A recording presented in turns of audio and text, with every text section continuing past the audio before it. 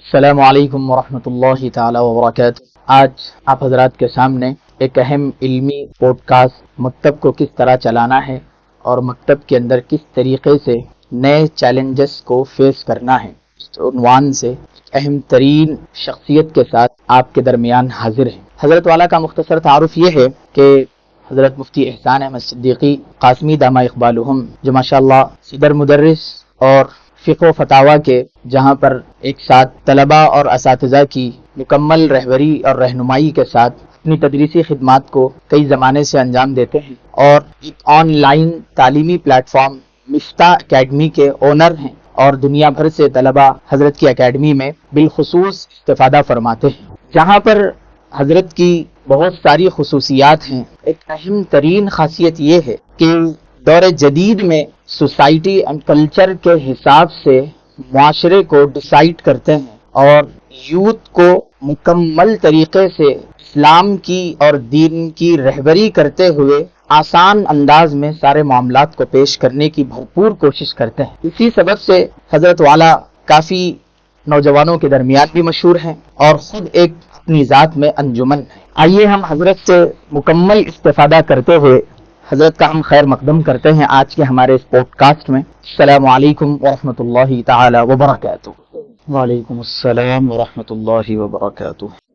سب سے پہلی چیز، ہم آج کے اس عنوان کو آگے بڑھانے سے پہلے یہ ہم آپ کی توجہ کو چاہتے ہیں کہ ہمارے اس پوڈ کاسٹ کے اندر دین کی تعلیم کے ساتھ ساتھ بچوں کی انگریزی تعلیم میں خلل آئے بغیر ان کو کس طریقے سے مینج کر سکتے ہیں، یہ آج ہم اس مختصر وقت کے پوڈ کاسٹ کے اندر ساری وہ باتوں کو سیکھنے کے لیے ہم تیار رہیں، اور جہاں تک ہو سکے اس باتوں کے ساتھ ساتھ ہم اپنی فیملی کے ساتھ اس کو شیئر کریں، تاکہ ہمارے اندر کے جذبے کو سامنے والے کے درمیان جب تک فارورڈ نہ کیا جائے اس وقت تک یہ چیز ہمارے درمیان تک ہی محدود رہ سکتی ہے۔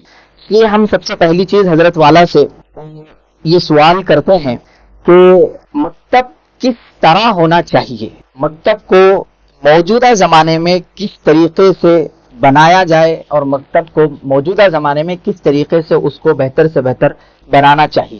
جی، امید کہ آپ خیریت سے ہوں گے۔ ماشاءاللہ کافی اہم مسئلے کے اوپر آج یہ آپ نے سیشن رکھا ہے، مکتب کیسا ہونا چاہیے۔ جی، تو ایک بہت اہم سوال ہے، اس کے جواب میں مختصراً یہ کہوں گا، بچوں کے اسکول کا جو ماحول ہے مکتب اس سے بہتر ہونا چاہیے۔ جی، بچوں کے گھر کا جو ماحول ہے مکتب اس سے بہتر ہونا چاہیے۔ بچوں کے لیے جو ان کے انٹرٹینمنٹ کے اوقات ہوتے ہیں، پلے گراؤنڈ ہے، مکتب اس سے بھی اچھا ہونا چاہیے۔ ماشاءاللہ۔ بلکہ میں یہ کہوں کہ اگر ان کے گھر میں کوئی تقریب اور فنکشن ہوتا ہے تو اس وقت بچوں کی جو خوشی ہوتی ہے اور بچے جس انداز سے پھولوں کی طرح تیار ہوتے ہیں، اور وہاں کا جو منظر اور ماحول بنا ہوا ہوتا ہے خوشی اور مسرت اور بچوں کی اچھل کود وغیرہ، مکتب کو اس سے بھی اچھا ہوتا ہے۔ سبحان اللہ۔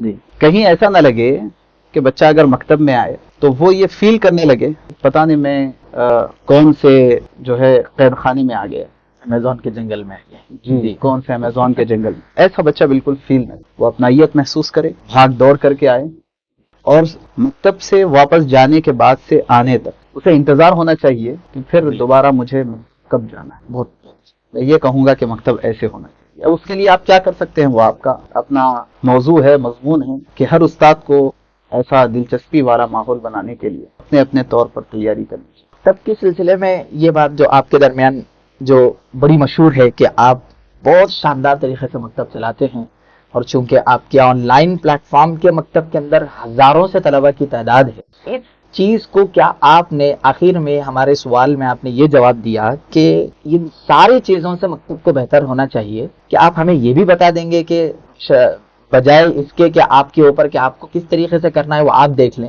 بلکہ آپ نے کس طریقے سے اس کو مینج کیا ہے تاکہ وہ ہمارے ناظرین، وہ سامعات کو اس میں دلچسپی بڑھے کہ ہم بھی یہ کر سکتے ہیں، کوئی بڑی چیز ہے یا نہیں ہے، وہ ان کے اوپر ڈیسائیڈ کرنے چھوڑ دیتے ہیں۔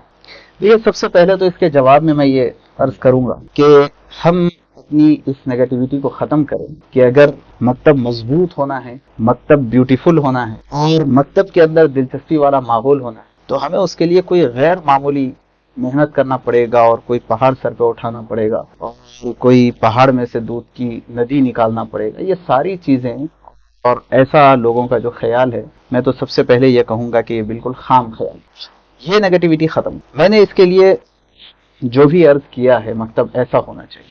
میں اپنے تئیں یہ کہوں گا اور میں اس کے اوپر 100% اطمینان رکھتا ہوں کہ ایسا مکتب بنانا اتنا آسان ہے جیسے مسکے سے بال نکالنا۔ اب یہ کیسے ہوگا؟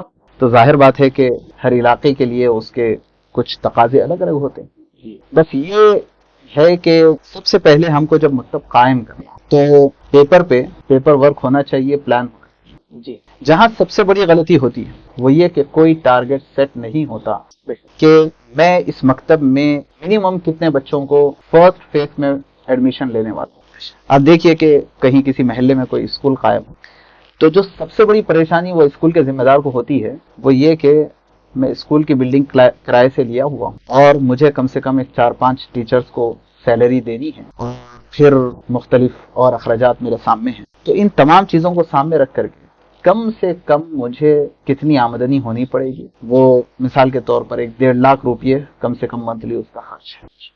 اس کو سامنے رکھ کر کے وہ گول ڈیسائیڈ کرتا ہے کہ یہ 1.5 لاکھ روپیے مجھے جنریٹ کرنے کے لیے کم سے کم 100 ایڈمیشنز میرے پاس کمپلسری ہے، ورنہ میں مائنس میں جاؤں گا۔ گول سیٹ کر جی۔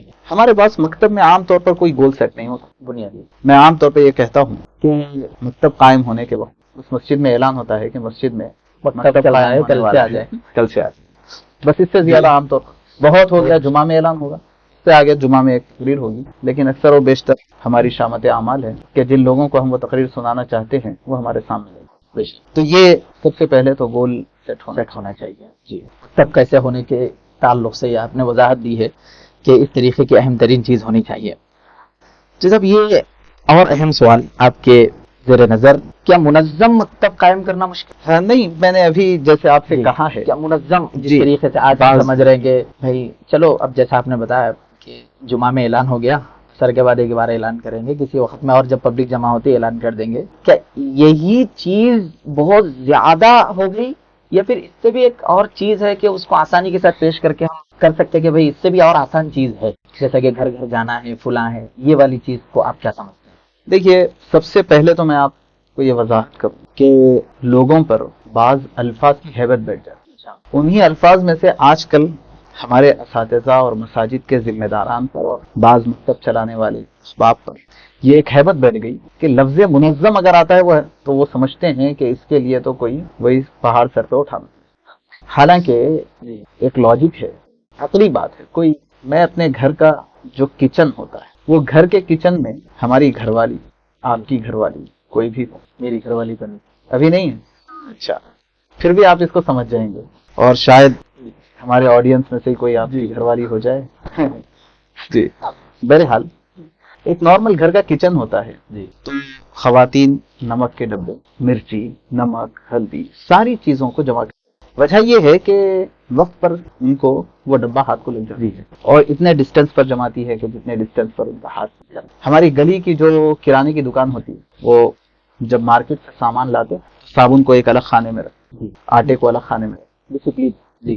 اگر وہ سارے مال کو لا کر کے درمیان میں ڈمپ کر دے اور پورا ایک ڈھیر لگا دیں، اور جب کوئی کسٹمر آ رہا ہے صابن چاہیے تو وہ ڈھیر میں تلاش کریں گے، مال غنیمت 10-15 مال غنیمت، اس کے بعد اٹھا کر کے وہ ایک ایک چیز دے رہے ہیں۔ تو آپ بتائیے کہ اس میں جہاں آنے والے کسٹمرز کا ٹائم خراب ہو، ویسے ہی جو دکاندار ہے اس کا بھی ٹائم بہت عقلی بات ہے۔ پڑھا لکھا ہو کہ جاہل ہو دکاندار، وہ اپنی دکان کو سلیقے سے جماتا ہے، تو وہ یہ کیا ہے، یہ سلیقے سے دکان کو جمانا، اسی کو تو آرگنائز کرنا کہتے ہیں، اسی کو تو منظم کرنا کہتے ہیں۔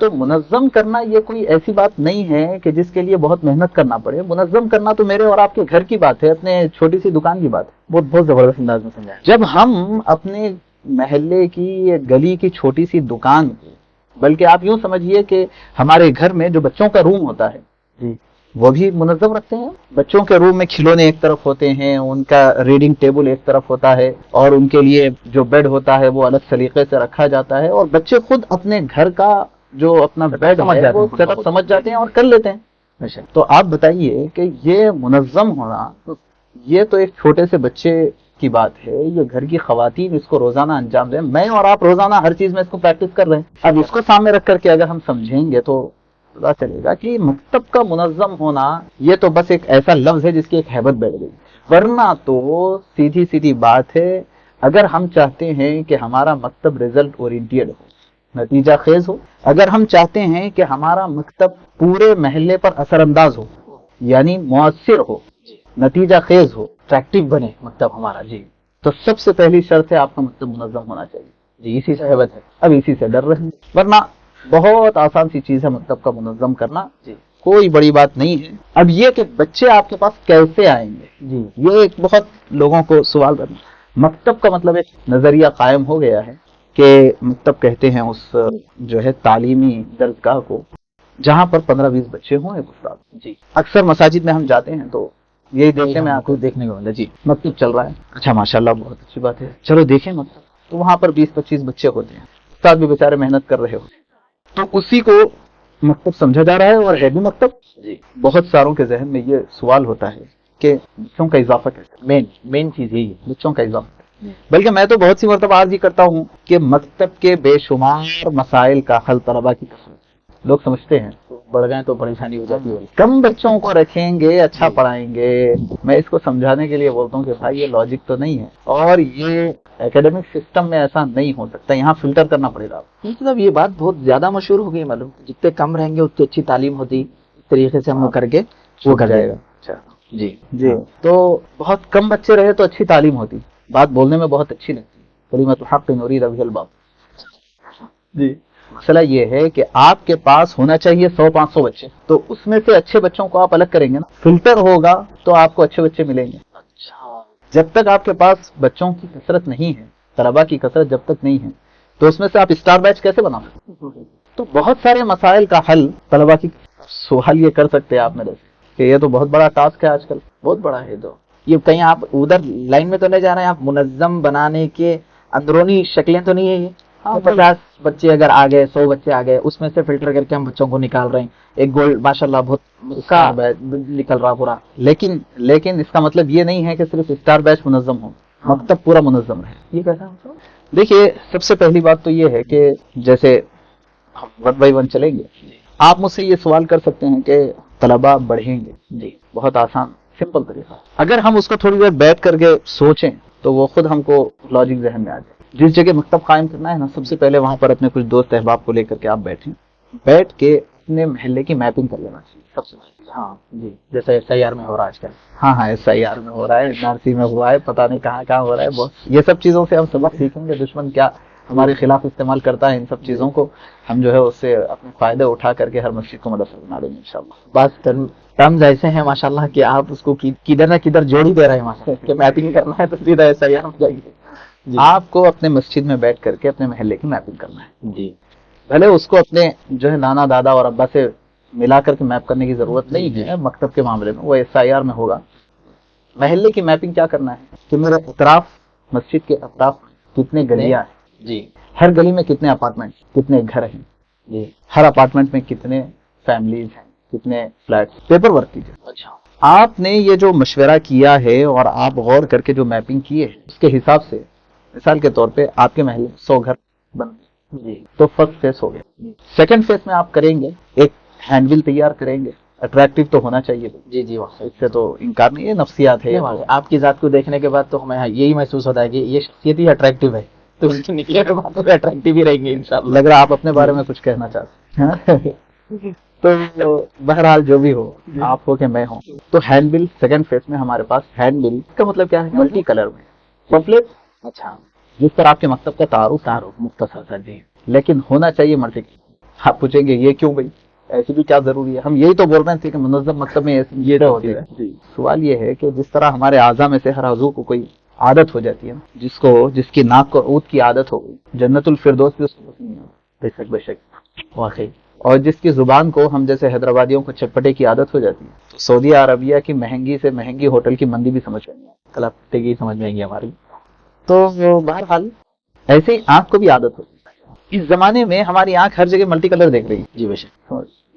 بچوں کے اسکول کے کتابوں کے اندر ملٹی کلر ہے، اسکرین ملٹی کلر ہے، جگہ جگہ پوسٹرز ملٹی کلر ہے، ان کے بیگ ملٹی کلر ہے، ساری چیزیں ملٹی کلر جو دیکھ رہے ہیں بچے ملٹی کلر. آنکھ کو عادت ہو گئی. آپ کو یاد ہے, بلکہ آپ سوچیں گے تو آپ کو یاد آ جائے گا کہ آپ کے والد والدہ کی کوئی پرانے زمانے کی اگر بلیک اینڈ وائٹ فوٹو آپ کو مل جائے تو آپ کو پہچاننے میں تھوڑا وقت لگ جائے.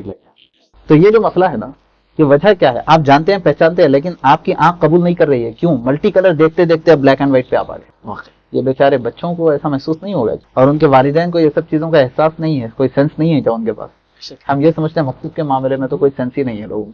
پورا جتنا دعوت میں آئیں گے اتنا ہمارے لیے. مکتب مدرسہ یہ تو جو ہے پرانے زمانے میں جائیں گے تبھی کامیاب. جی بہرحال جو بھی ہو, تو ہینڈ بل جو ہوگا, پمفلیٹ جو ہوگا, وہ multi colour. Second phase pamphlet.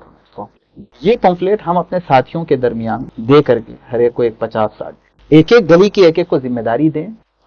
اور ان کا کام صرف یہ نہیں ہے جا کے گھروں میں جو ہے بانٹ کے ڈال کے آ جائیں, پیپر صبح جیسا بار بار ڈال. جی, ان کا کام ہے ایک ایک سے ملاقات.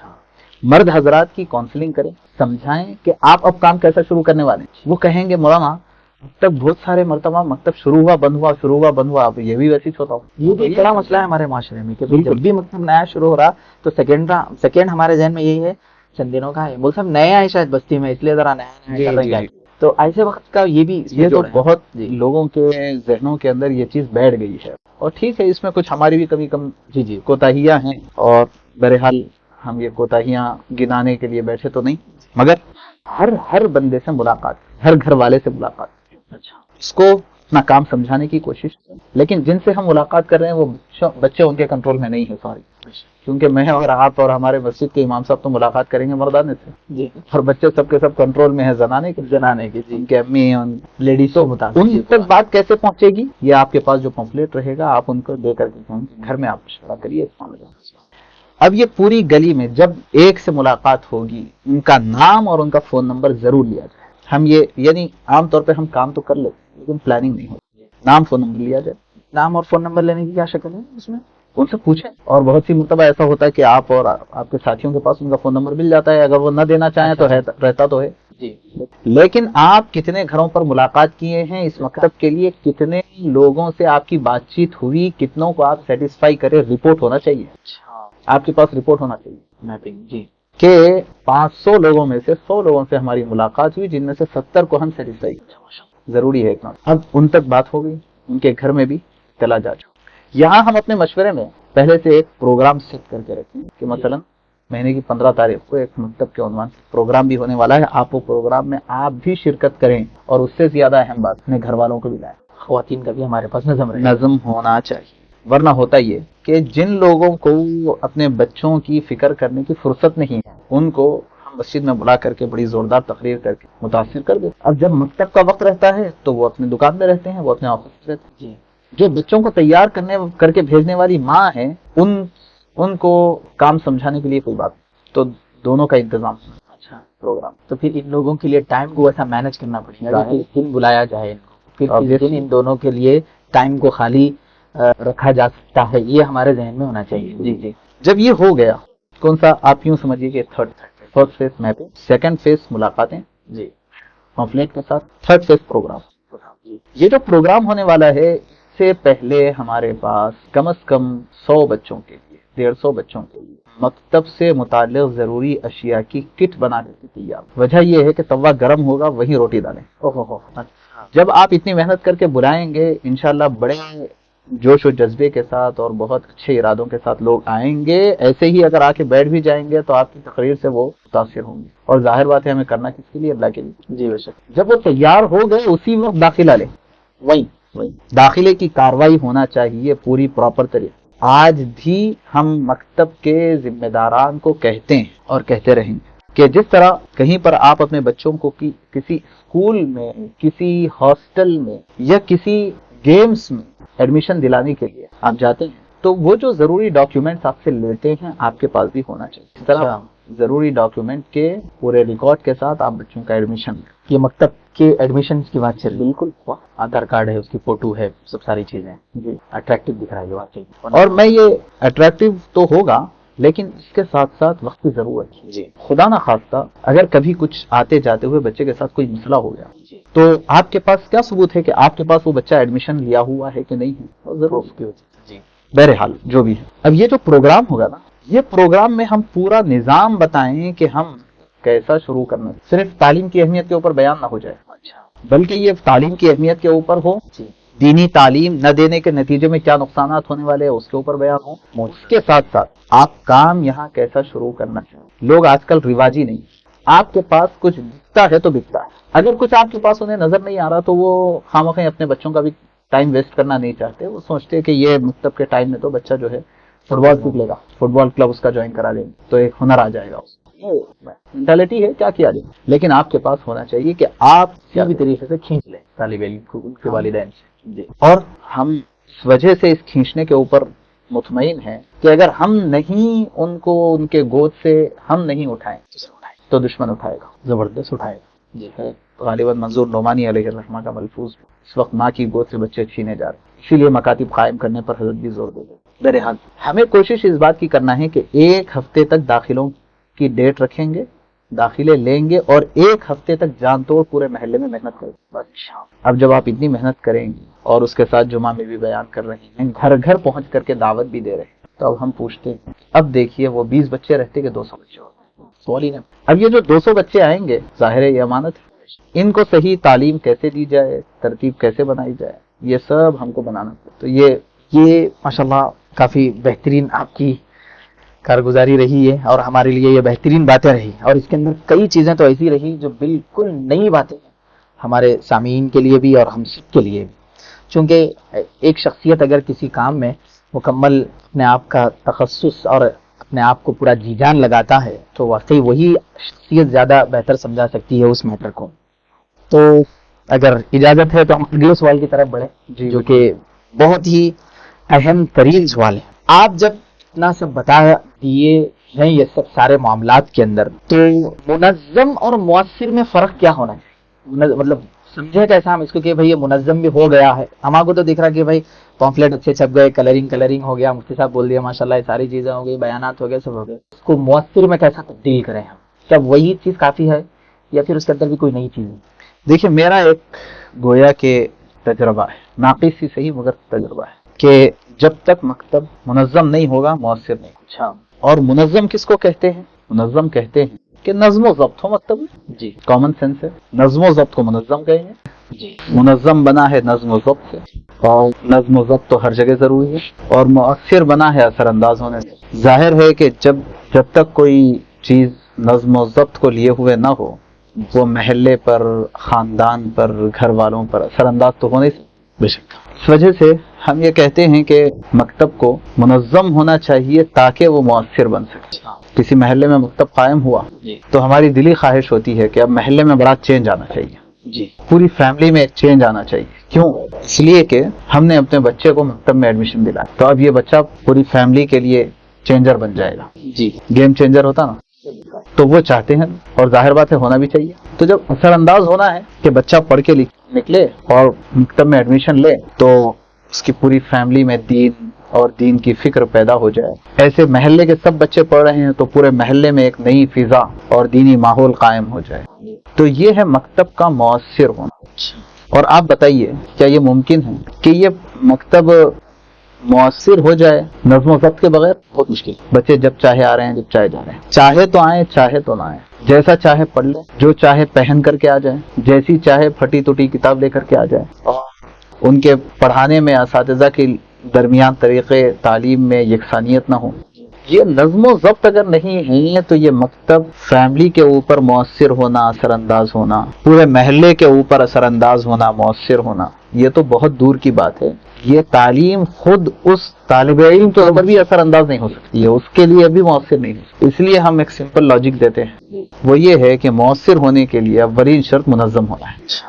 جی بہترین بات ہے. مگر ہم لوگ منظم اور مؤثر میں فرق یہ سمجھتے ہیں مفتی صاحب, ہم تک جو مکتب دیکھے ہیں ہم اپنی ایج میں ماشاءاللہ, تو کہ سامنے والے کو یہ محسوس کراتے ہیں کہ بھئی ہمارے پاس مکتب چل رہا ہے. کیا اسی کو مؤثر سمجھیں گے یا اسی کو منظم سمجھیں گے, یا پھر آپ کی بات کو حد درجے لینا ضروری ہے جس طریقے سے آپ نے پورا ڈائیگرام بتایا ہوا ہے؟ کیا صاحب ہمارے پاس نہیں ہو سکتا صاحب بچے یونیفارم پہن کے آنا, ہمارے پاس نہیں ہو سکتا صاحب وہ بچے کو باضابطہ ڈائیگرام دینا, وہ سب جیسا آ رہا ویسا چلنے دو نا, وہاں کے لوگ بھی اس طریقے سے کہتے ہیں, تو ان کے لیے کیا پیغام ہے آپ کا؟ انا عند عبد ظنی بی, اللہ تعالیٰ بندے کے گمان کے ساتھ. جی بے شک. ایک بڑے بزرگ ہیں جناب فاروق صاحب جی ایک مرتبہ وہ کہنے لگے کہ جب بندے چاہ لیتے ہیں تو اللہ بھی چاہ لیتے ہیں.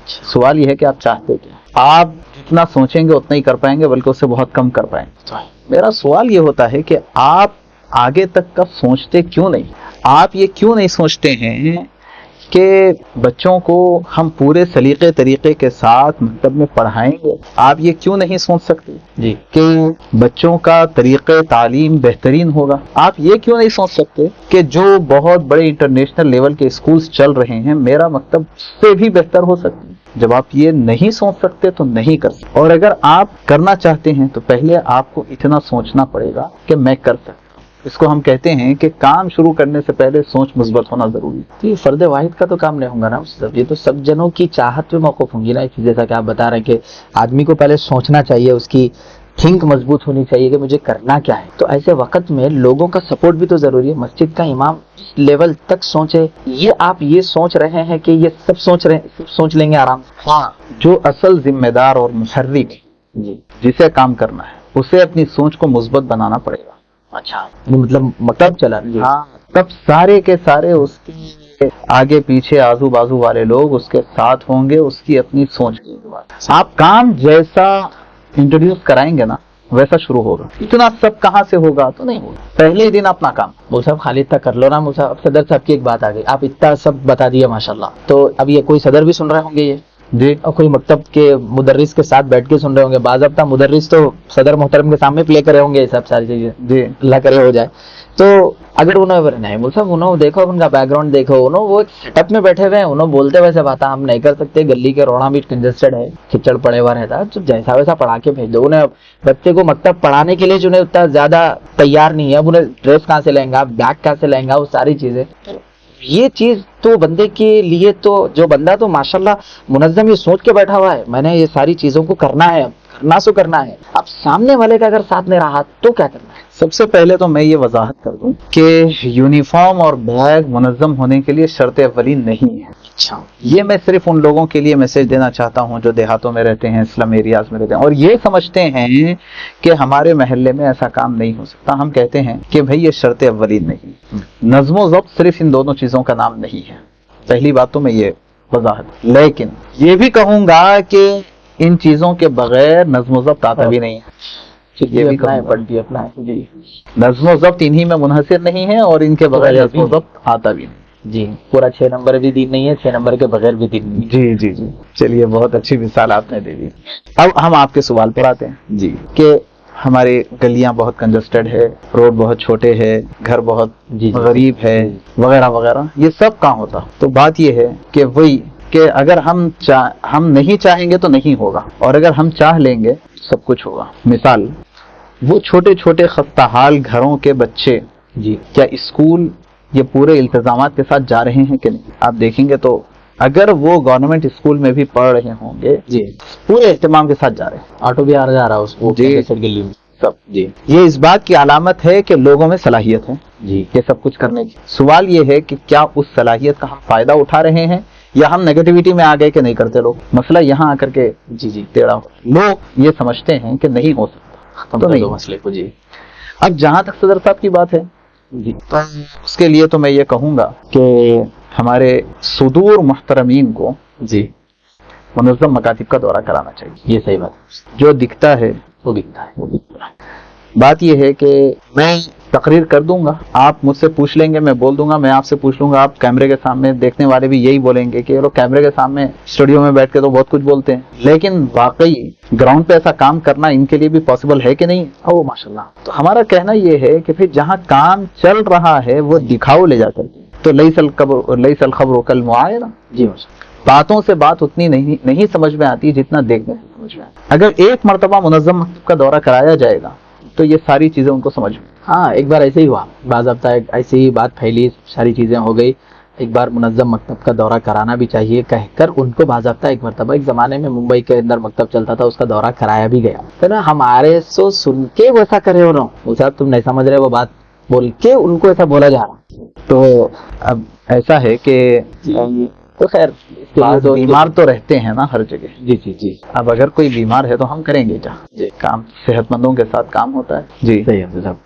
माशाल्लाह बहुत ज़बरदस्त तरीके से आपने मुनज़्ज़म और मौसर के फ़र्क को वाज़ेह किया मुफ्ती साहब। मैं आपसे अब ये पूछना चाहूँगा मुफ्ती साहब, अब आपने बताया कि यूनिफॉर्म कोई अव्वलीन चीज़ नहीं है, मगर क्या इसका नहीं होना भी ज़रूरी है या होना ज़रूरी है सर?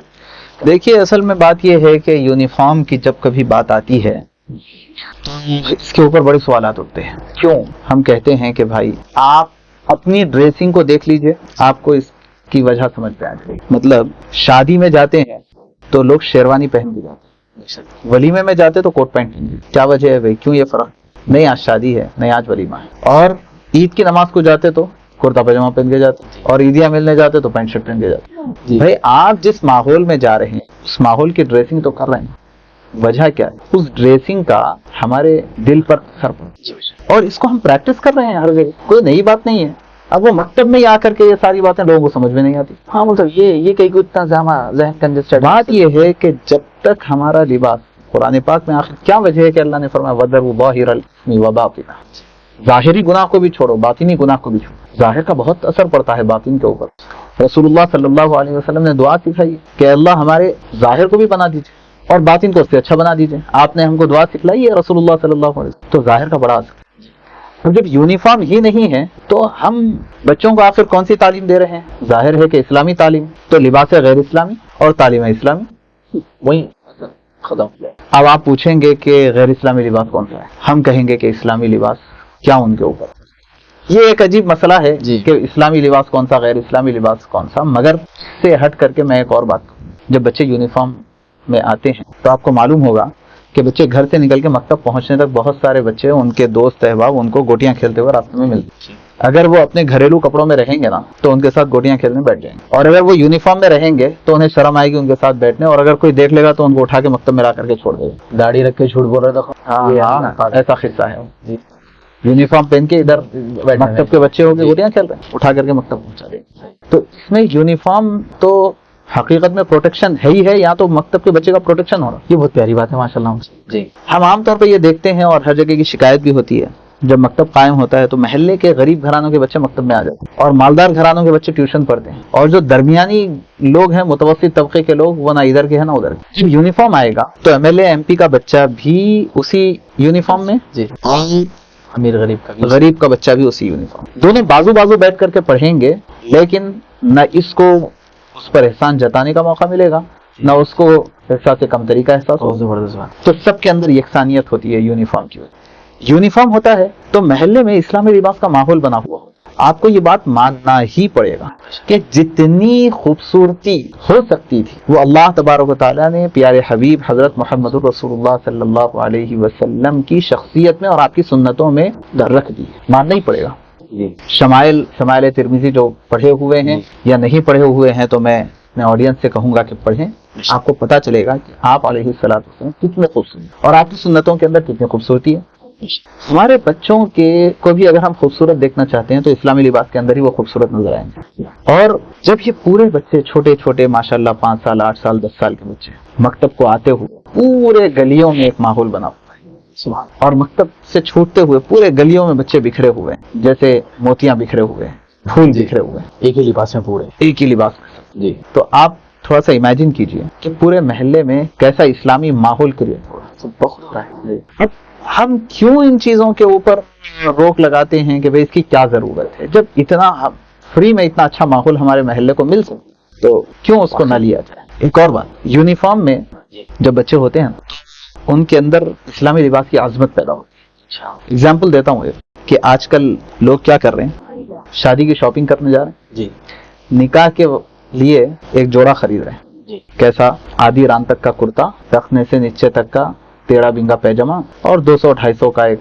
बगैर कॉलर का कुर्ता पैजामा खरीद लेके वो पहन के निकाह की मजलिस में आते हैं। दूल्हे मियाँ की बात कर रहा हूँ, मैं देखी हुई बात कर रहा हूँ, दूल्हे मियाँ की जी। आजकल फैशन चल रहा, आप भी देखे होंगे, निकाह असर में जोहर में होता और शादी रात में इशा के बाद होती, शादी खाने में होती। निकाह शादी वलीमा 3 चीजें बता रहे हैं जी। तो निकाह की मजलिस में दूल्हा मियाँ आते हैं। हाँ, एक मरतबा तो मैं खुद جو ہے میرے کو بلایا بیان کے لیے. مجھے پوچھنا پڑا کون ہے بھائی دولہا کون ہے, تو جو دولہا اٹھا اس سے بہتر دوسرے لوگ لگ رہے تھے. وجہ کیا ہے, وہ کہنے لگے کہ نہیں ذرا نکاح ہے بول کے یہ کپڑے پہن کے آگے شادی میں انشاءاللہ دوسری ڈریسنگ. جی. اور پھر جو ہے فنکشن ہال کو جانے کی ڈریسنگ پوری الگ. فرق دیکھیے آپ غور کیجیے. عید کے دن مسجد کو جانے کے واسطے جو کپڑے خرید رہے ہیں وہ 200 روپے والا سوٹ, اور عیدیاں ملنے کے واسطے جو کپڑے خرید رہے ہیں نوجوان ساتھی ہمارے وہ 2000 والا 20,000 والا سوٹ. ٹھیک, یہ فرق کہاں سے آ رہا؟ یہ فرق یہیں سے آ رہا کہ آپ کے پاس اسلامی لباس کی عظمت ہی نہیں ہے. یہ کیوں نہیں ہو سکتا تھا کہ آپ جو لباس نکاح کے لیے لے رہے ہیں اور جو لباس آپ عیدگاہ جانے کے لیے لے رہے ہیں وہ اتنا عمدہ ہو کہ آپ کو نظر لگنے لگے اور وہ اسلامی لباس ہو؟ کیا نہیں ہو سکتا؟ ہم لوگوں کو خامخواہ نظر لگتے رہتی ہے, آپ کو خامخواہ نظر لگتے رہتی ہے. جی, نظر کے دعائیں پڑھتے رہنا پڑتا ہم کو. کیا ہے ہمارے پاس سوائے اسلامی لباس اور اسلامی حلیے کے اور کیا ہے؟ تو بہرحال ایک بات, اسلامی لباس کا ماحول بنتا ہے. جی, اور اگر اسلامی لباس کا ماحول ہم ابھی سے بچوں کو نہیں دیں گے تو اس کے نتیجے میں اسلامی لباس سے چڑ پیدا ہو جائے گی اور گھٹن پیدا ہوگی, اور وہ گھٹن ان کو ویسے ہی بنائے گی. کیا نکاح میں ایک لباس 200 والا اور شادی میں 20,000 والا, یہ ماحول بنائے گی. اس لیے ہم کہتے ہیں کہ جب مکتب میں بچوں کو ایک بنانے کے لیے ہم یہاں لائے ہیں تو پورا بناؤ. یونیفارم دیجیے, یونیفارم سے اثر انداز ہوتا ہے. آپ دیکھے ہوں گے کہ جب بچہ اسکول کا یونیفارم پہنتا ہے تو وہ پڑھنے کی نیت سے جاتا ہے, اس کو یہ فیل ہوتا ہے کہ میں پڑھنے کے لیے جاؤں. پولیس والا جیسے ہی اپنا یونیفارم پہنتا ہے, وردی میں آتا ہے, تو وہ فیل کرتا ہے کہ اب میں پولیس والا, اور اپنی وردی اتارتا ہے تو اس کا ایٹیٹیوڈ چینج ہو جاتا ہے. پوری وردی پہنتا ہے تو ایٹیٹیوڈ چینج ہو جاتا ہے. آخر کیا وجہ ہے؟ لباس کا. اگر ہم یہ چاہتے ہیں کہ ہمارے بچے پڑھنے کی نیت سے آئے مکتب کو, جی, تو ان کو وہ فیل کرانا پڑے گا. اس کے لیے یونیفارم کی بہت اہمیت. بہت زبردست, بہت بہترین بات رہی مفتی صاحب, یہ بھی بہت زبردست طریقے سے آپ نے ایکسپلین کیا ماشاءاللہ.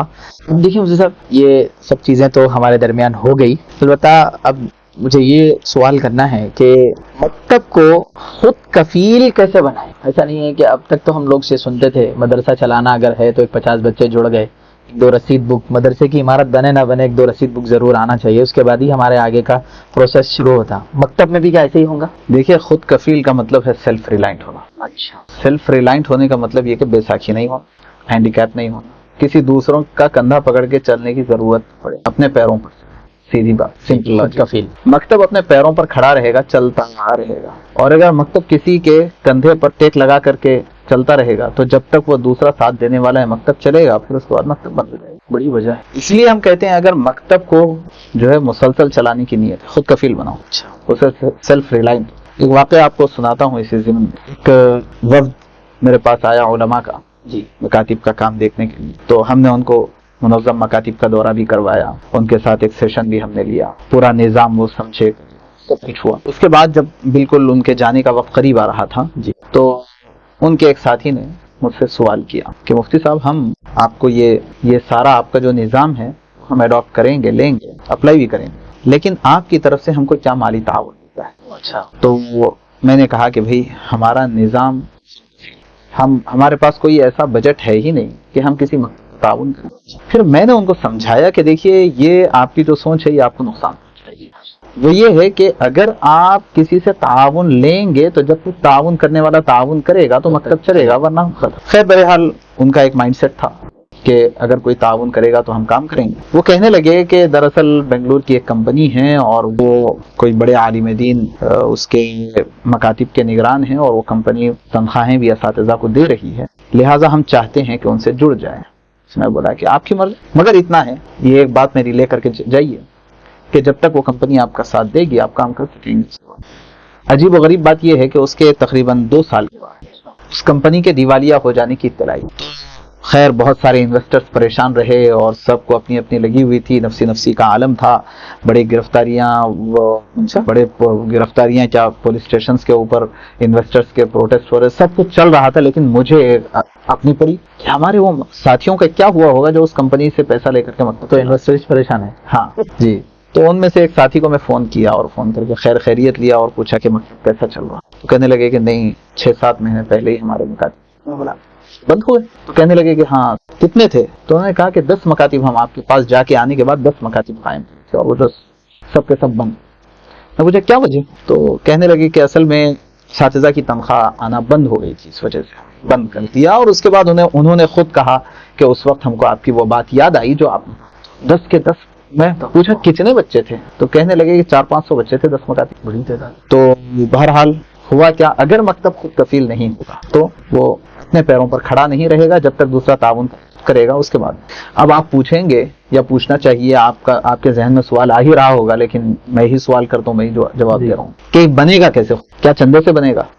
جی. ہم کہتے ہیں کہ بھئی اگر مکتب کے سلسلے میں آپ چندہ لے کر کے کام شروع کریں گے تو زمانہ بہت تیزی کے ساتھ گزر رہا, قیامت قریب آ گئی, اس لیے وہ مہینہ ہفتے کے درجے میں آ گیا. آپ دیکھے تک مہینہ ختم ہو جائے, پریشان ہے. تو جو مکتب کا ذمہ دار رہے گا وہ بیچارہ چندے میں ہی پریشان رہے گا. محلے میں چندہ کر کے لاؤ, اساتذہ کی تنخواہ دو, محلے میں چندہ کر کے لاؤ, پھر لو, اور اسی میں کوئی پڑی وڑی تو ہوگی نہیں. تو یہ محنت, اس لیے چندے کا تو چھوڑ, وہ مکتب چندے سے چلنے والا ہے.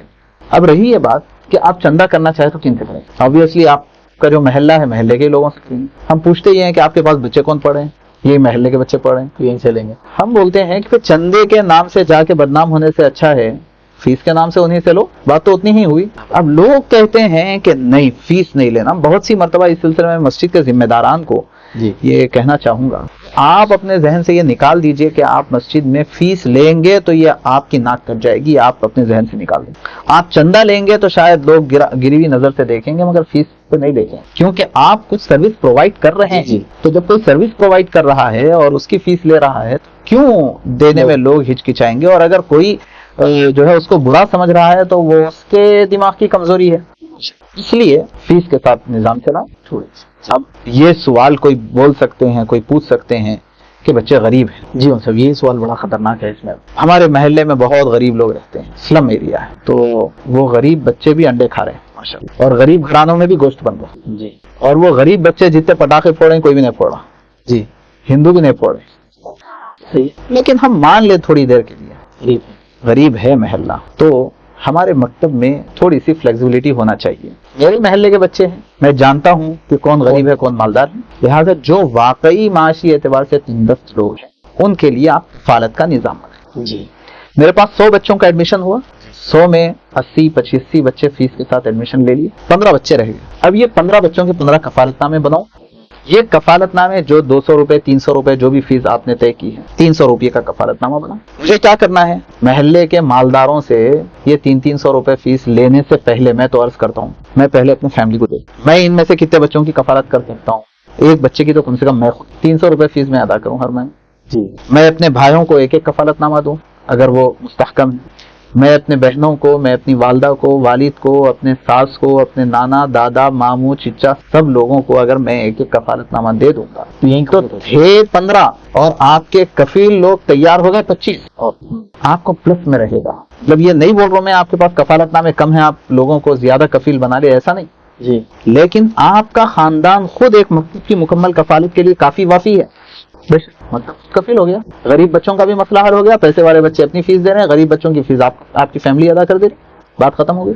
اگر یہ بھی نہ ہو تو پھر وہی بات, محلے کے جو مالدار لوگ ان کو آپ دیں کفالت, ہر مہینہ 300 روپے کی بات. بہت سارے لوگ آپ کو ایسے ملیں گے جو یہ کہیں گے یہ سال بھر کے 3000 روپے لے لیجیے. صحیح ہے ماشاءاللہ, وہ آپ کو لا کر کے دے دیں گے, مسئلہ حل ہو گیا. تو مکتب خود کفیل رہنا چاہیے, ٹرانسپیرنسی رہنا چاہیے, حساب کتاب. اچھا, تو اس کے لیے ایک الگ سے باؤنڈری تیار ہونا پڑیں گا, مطلب اساتذہ نہیں کریں گے یہ کام, نہیں کچھ الگ اس کا. دیکھیے اگر مکتب میں 3 درجے, جی, تو جب تک تو اپنے اساتذہ 3 درجوں, 3 یا 4 درجوں سے جب زیادہ طلبہ ہو تو اس کے بعد ایک ناظم مکتب کو آپ کو فارغ کرنا پڑے گا. ان کا کام رہے گا اساتذہ کی نگرانی, طلبہ کی نگرانی, فیس وصولی, تنخواہوں کی ادائیگی, سرپرستوں سے بات چیت وغیرہ, انتظامی سارے کام ناظم مکتب کے حوالے ہوں گے. 3 درجوں سے جب زیادہ درجات ہو جائیں 3 درجے تک تو انڈر گراؤنڈ ہی کام ہوگا. جی, اساتذہ کر لیں گے. جی صحیح. مگر 3 درجوں کے اندر اگر کافی طلبہ آ گئے, مطلب ہم یہ کہتے ہیں کہ ایک درجے میں طلبہ کی تعداد 15 سے 20 ہونا چاہیے. بہت زیادہ ہوگی تو 25, اس سے زیادہ ایک درجے میں. مکتب کا ٹائمنگ کی طرح چاہیے ہمارے لیے. جی, یہ بہت اہم سوال ہے. عام طور پہ ہمارے پاس معمول بنا ہوا ہے کہ نماز ٹو نماز مکتب کا وقت عصر سے مغرب سے عشاء. ہم کہتے ہیں کہ یہ ہمارا سب سے بڑا فیلئر ہے, نماز ٹو نماز. کیوں بھائی؟ نماز کا ٹائم بدلتا رہتا ہے. جی. اچھا, آپ کو پتا ہے کہ جو بہت پابند مصلی ہوتے ہیں, اگر نماز کا وقت بدلتا ہے تو بعض مرتبہ ان کی بھی تکبیر اولا چھوٹ جاتی ہے جو کہ پابند ہے, اور اعلان بھی سنے, اس کے باوجود ان کا جو معمول بنا ہوا رہتا 5:30 کی عصر کا، 5:15 ہوتے ان کی بھی جماعت چھوٹ رہی، ایسا کئی مرتبہ ہوتا ہے۔ اب یہ بچے ان کو تیار کر کے بھیجنے والے تو ان کی مائیں ہیں، نماز کا وقت تبدیل ہوا تو اس کی اطلاع بچوں کو ہونا اور پھر بچوں کے ذریعے اس کی اطلاع ان کے والدہ کو ہونے تک 1 مہینہ گزر جائے گا۔ نماز ٹو نماز کا سسٹم سب سے بڑا، ہم کہتے ہیں کہ 1 گھنٹے کی تعلیم ہونا چاہیے، اور 1 گھنٹہ ہوتا ہے 1 گھنٹے کا نہیں 60 منٹ، کتنے کا 1 گھنٹہ، 1 گھنٹے کا نہیں 60 منٹ، تعلیم 60 منٹ کی ہونا چاہیے، اور مکتب کا وقت 1.5 گھنٹہ ہونا چاہیے۔ اچھا 15 منٹ آنا، بچوں کو ترانہ، دعا، حمد وغیرہ پڑھائیں گے، پھر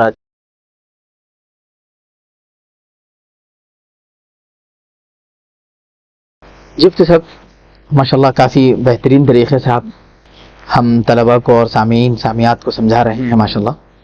اب جو اہم ترین سوال ہے مکتب کے عنوان سے وہ یہ ہے کہ مکتب میں بچے غیر حاضر کیوں ہو رہے ہیں؟ سب آپ نے پورا سسٹم بتا دیا، ایسا ہے ویسا ہے سب کر کے ہم اب انتظار میں بیٹھے ہوئے ہیں کہ 3 دن تو ماشاءاللہ چلیے بہترین طریقے سے چل رہا، بلکہ 5ویں دن سے بچے غائب ہیں۔ اس کی کیا وجہ ہو سکتی ہے؟ غلطی ہماری ہے یا پھر کس کی ہے؟ بچہ تو بچہ ہوتا ہے، اس کی فطرت کھیلنا، جی اس کی فطرت انٹرٹینمنٹ، بچہ تو بچہ۔ مسئلہ یہ ہے کہ مکتب کی تعلیم کو ہم کتنا دلچسپ بناتے ہیں، جی یہ میٹر کرتا ہے۔ بچوں کے ساتھ ہمارا بیہیویئر کتنا اچھا ہونا چاہیے، جی یہ میٹر کرتا ہے۔ بچوں کے ساتھ ہم بچے بن کر کے پڑھاتے ہیں یا بچوں کے ساتھ ہم مولانا بن کر کے پڑھاتے ہیں، یہ میٹر اچھا بہت ہے۔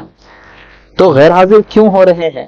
ایک تو یہ ہے کہ ان کو شوق دلانے کے لیے ہم کیا اقدامات کریں، یہ سب سے پہلی بات ہے۔ رسول اللہ صلی اللہ علیہ وسلم کا معمول تھا جو کام کروانا چاہتے تھے بچے ہوں کہ بڑے ہوں، جی غیر معمولی فضائل بیان کرتے، فوائد بیان کرتے۔ فضائل کے بعد فوائد۔ جی مکتب کی تعلیم کے فضائل کیا ہیں؟ مکتب کی تعلیم سے فائدے کیا ہیں؟ بچوں کو کبھی یہ پتہ ہی نہیں ہوتا، نہ ان کا ذہن کبھی اس کی طرف جاتا ہے، نہ اساتذہ کا ذہن جاتا ہے۔ پہلی بات تو یہ ہے کہ تشویق پیدا کریں، یہ فوائد بتا کے۔ خواب دکھانا تو ہر کسی کو آتا ہے، آج پوری دنیا بس خواب دکھا کر کے بہت کچھ لوٹ رہی ہے، کما رہی ہے۔ آپ کیوں جنت کا خواب نہیں دکھا سکتے؟ اور آپ کیوں دنیا کو جنت بنا کر کے پیش نہیں کر سکتے کہ اگر تمہاری دینی تعلیم ہوگی تو تمہارا اگلا فیوچر جو ہے اتنا برائٹ ہوگا اور اتنا پیراڈائز ہوگا؟ کیوں نہیں آپ کا؟ فضائل اور فوائد کا بتانا یہ نہج نبوی ہے، پہلی بات بچوں کے سامنے ظاہر ہے۔ دوسری بات، یہ تو تشویق کی بات ہے۔ دوسرے یہ ہے کہ بچوں کے لیے اپریسیشن پروگرامز کیا ہے؟ اچھا بھائی ٹھیک ہے، جو بچہ غیر حاضر ہو رہا اس سے تو آپ کو تکلیف ہو رہی ہے، جو بچہ پابندی سے آ رہا تو اس کا آپ کے اوپر کیا اثر ہے؟ غیر حاضری کرنے والے بچے کو سزا مل رہی ہے تو پابندی سے آنے والے بچے کو انعام کیوں نہیں؟ اصل میں ضرورت اس بات کی ہے کہ بچوں کی جو فطرت ہوتی ہے، جو مزاج ہوتا ہے، اس کے حساب سے بہانے سے وہ اپریسیشن کے بھوکے ہوتے ہیں، حوصلہ افزائی کے بھوکے ہوتے ہیں۔ میں تو یہ کہتا ہوں کہ کبھی آپ مسجد میں آتے ہوئے کسی بچے کو دیکھی کہ وہ سیدھے پیر سے داخل ہو گیا نہ چاہتے ہو، مطلب یہ کہ اس کو کوئی خیال بھی نہیں، آتے آتے سیدھے پیر سے داخل ہو گئے، بس آپ اسی کو پکڑ لیں اور پکڑ کر کے بس او ماشاءاللہ عبد الرحمن آپ تو آج سنت طریقے سے مسجد میں داخل ہوئے، اور آپ پورے درجے کو متوجہ کر کے عبد الرحمن کی تعریف کیجئے کہ دیکھو عبد الرحمن سیدھے پیر سے مسجد میں داخل ہوئے، کتنی بڑی فضیلت کی بات ہے۔ ایسا ہونا چاہیے۔ بچہ جو ہے بائی چانس سیدھے ہاتھ سے پانی پی لیا، اس لحاظ سے نہیں کہ وہ سنت تھی، لیکن اگر آپ اس کو دیکھتے ہی فوری آپ اس کی تعریف کریں گے، اس کو اپریشیٹ کریں گے، اس کو حوصلہ دیں گے، اور وہ ہمیشہ سیدھے ہاتھ سے پانی پینے کا عادی ہو جائے گا، اور اس کے دل میں بیٹھ جائے گا کہ بائیں ہاتھ سے پانی پینا تو بہت بڑا جرم ہے، گناہ ہے۔ اس چیز کے بچے بھوکے ہوتے ہیں۔ جو پابندی سے آ رہا ہے اس کو انعامات دیں، مہینے کے ختم، اس کو انعامات دے سال کے ختم، بلکہ میں تو یہ کہتا ہوں کہ چھوٹا سا وزٹنگ کارڈ آتا ہے، اچھا جی تو وہ وزٹنگ کارڈ آپ بنوا لیجئے وہ ٹائپ کا، جی جس میں آپ ممتاز فی الحضور اور ایکسلنس ان اٹینڈنس بول کے ایسے کچھ الفاظ لکھائیے، اور لکھا کر کے بس مہینے کے ختم پہ ایک بڑے سائز کا جو تھرماکول ملتا ہے، جیسا کہ چپ دیا جاتا ہے، تھرماکول کو آپ اچھا سا کور چڑھا کر کے بیچ میں وہ لگا کر کے اتنا بڑا بچوں کے سامنے دے دیجیے. اگر وہ پابند بن جائے تو کافی ہے نا، آپ کو اور کیا چاہیے. اس کے پیچھے خرچ بہت کثر ہے. 50 پیسے 1 روپے میں بن جائے گا اور بچہ پابند ہو جائے گا. جی آپ بیچ لگائیے، ممتاز فی الحضور کا بیچ لگائیے بچوں کو، کہ جو پابندی کریں گے بیچ رہے گا. بالکل. ایک چیز کلک ہو رہی اس میں، جب ہم لوگ نئی کار وغیرہ لیتے تو وہ ایسے ہی ہوتا، کچھ لمبا چوڑا شکل بنا کے دیتا ہے. چیزوں سے تو ہم کو سیکھنا چاہیے. جی جب میں مکتب والا ہوں تو مکتب والے کو ہر جگہ سے مکتب کا فائدہ سوچتا ہے. ہمارے ذہن میں یہ بھی ہے نا مفتی صاحب، میں ان سے سیکھوں. واہ، میں عالم صاحب نا. مگر دوسری چیزوں میں تو ان سے بہت کچھ سیکھ رہے ہیں ہم لوگ. مگر آپ ایسے بچوں کے تعلق سے کیا بتائیں گے مفتی صاحب جو بچے یہ بول رہے ہیں کہ ہر دوسرے سیشن میں یا پھر ہر دوسرے دن یا چوتھے دن دادا مر گئے، ہمارے نانا مر گئے؟ ایسے بچے کیا ان کی بات کو صحیح میں سمجھ لینا ہے؟ نہیں آخر ہے کتنے دادا ان کے جو مر رہے ہیں؟ سیدھی سی بات ہے، ان کے دادا گننا چاہیے کہ کتنے مرے ہیں اور کتنے قبر سے اٹھ کے آئے ہیں. وہ تو ہے، لیکن عام طور پہ ایسا ہوتا ہے کہ ہمارے فلاں کا انتقال ہو گیا، فلاں کا انتقال ہو گیا، اور شاید بہت سارے زندہ رہتے ہیں اور وقت سے پہلے وہ لوگ پہنچا دیتے ہیں. لیکن ہم کو سمجھے ہوئے رہنا چاہیے کہ بچوں کیا نفسیات ہوتی ہے، وہ ہمیں سمجھے رہنا چاہیے اور ہو جائے گا وہ کوئی بڑا. بلکہ میں تو یہ کہتا ہوں کہ اگر آپ مکتب کو ان کے لیے دلچسپ بنا دیں گے، اساتذہ کا بیہیویئر ان کے ساتھ ٹھیک کر دیں گے، اور اساتذہ بچوں کو بچوں کے انداز میں پڑھائیں گے اور ان کے ساتھ اپریسیشن سسٹم رہے گا، تو اب بچے بھاگ دوڑ کر کے مکتب آئیں گے. مکتب سے جاتے ہوئے ان کو اچھا نہیں لگے گا. بلکہ ہم نے دیکھا ہے ایسے مکاتب کو، اور ہم ایسے مکاتب کو چلا رہے ہیں جس میں چھٹی ہوتی ہے تو بچے پوچھتے ہیں مجھے کیوں چھٹی دے دیا. یہ ہے تو واقعہ. جی بالکل، ماشاء اللہ. مگر مصطفی صاحب یہ بھی ایک اہم سوال ہے. اب جب یہ سوالات چل رہے ہیں تو اسی میں ایک اور سوال کہ سر والدین بچوں کو رات میں حیدرآباد کا اگر مسئلہ ہے تو ولیمے میں لے کے جانے کا سسٹم ہے. جی دیکھیں آپ ولیمے کی واپسی ہمارے پاس کتنی لیٹ ہوتی ہے، اور بچے کھلے انداز میں بول رہے ہیں صبح کہ کبھی ولیمے میں. آج ہی ایک میٹنگ میں ہم لوگ بیٹھے ہوئے تھے تو وہاں بات چل رہی تھی کہ 3 بجے واپس ہوئے ولیمے رات میں. جی ہوتا ہے کوئی مسئلہ. جی تو میں ان والدین تک یہ بات پہنچانا چاہ رہا ہوں کہ کیا بچوں کو تم ٹھیک ہے لے کے جائیں ولیمے میں رات میں 3 بجے تک. وہ تو خیر بچے تو کھیلنے میں ہیں، اور خواتین تو وہاں پہ الگ ہی لیول کی باتوں میں ہیں، جن باتوں کا واقعتاً شریعت نے منع کیا ہے ویسی باتوں میں بھی منہمک ہیں وہاں پر. تو بچے کی تعلیم کے سلسلے میں وہ لوگ سوچ رہے ہیں یا پھر جان بوجھ کر وہ کام میں مصروف ہے 3 بجے تک؟ نہیں، بات یہ ہے کہ کچھ ان کی کمزوری، کچھ ہماری غلطی. اچھا. ان کی کمزوری یہ ہے کہ دینی تعلیم کی اہمیت نہیں ہے. بہت سارے لوگ ولیمہ رکھتے وقت، نہ کوئی پروگرام سیٹ کرتے وقت اس بات کا لحاظ رکھتے ہیں کہ دوسرے دن چھٹی ہونا چاہیے. ہفتے کو دیکھیں گے آپ کو سارے فنکشن ہال فل ملیں گے کیونکہ اتوار کی چھٹی ہوتی ہے. وجہ یہ ہے کہ اتوار کو اسکول جانا نہیں ہوتا، آفس جانا نہیں ہوتا، آسانی ہوتی.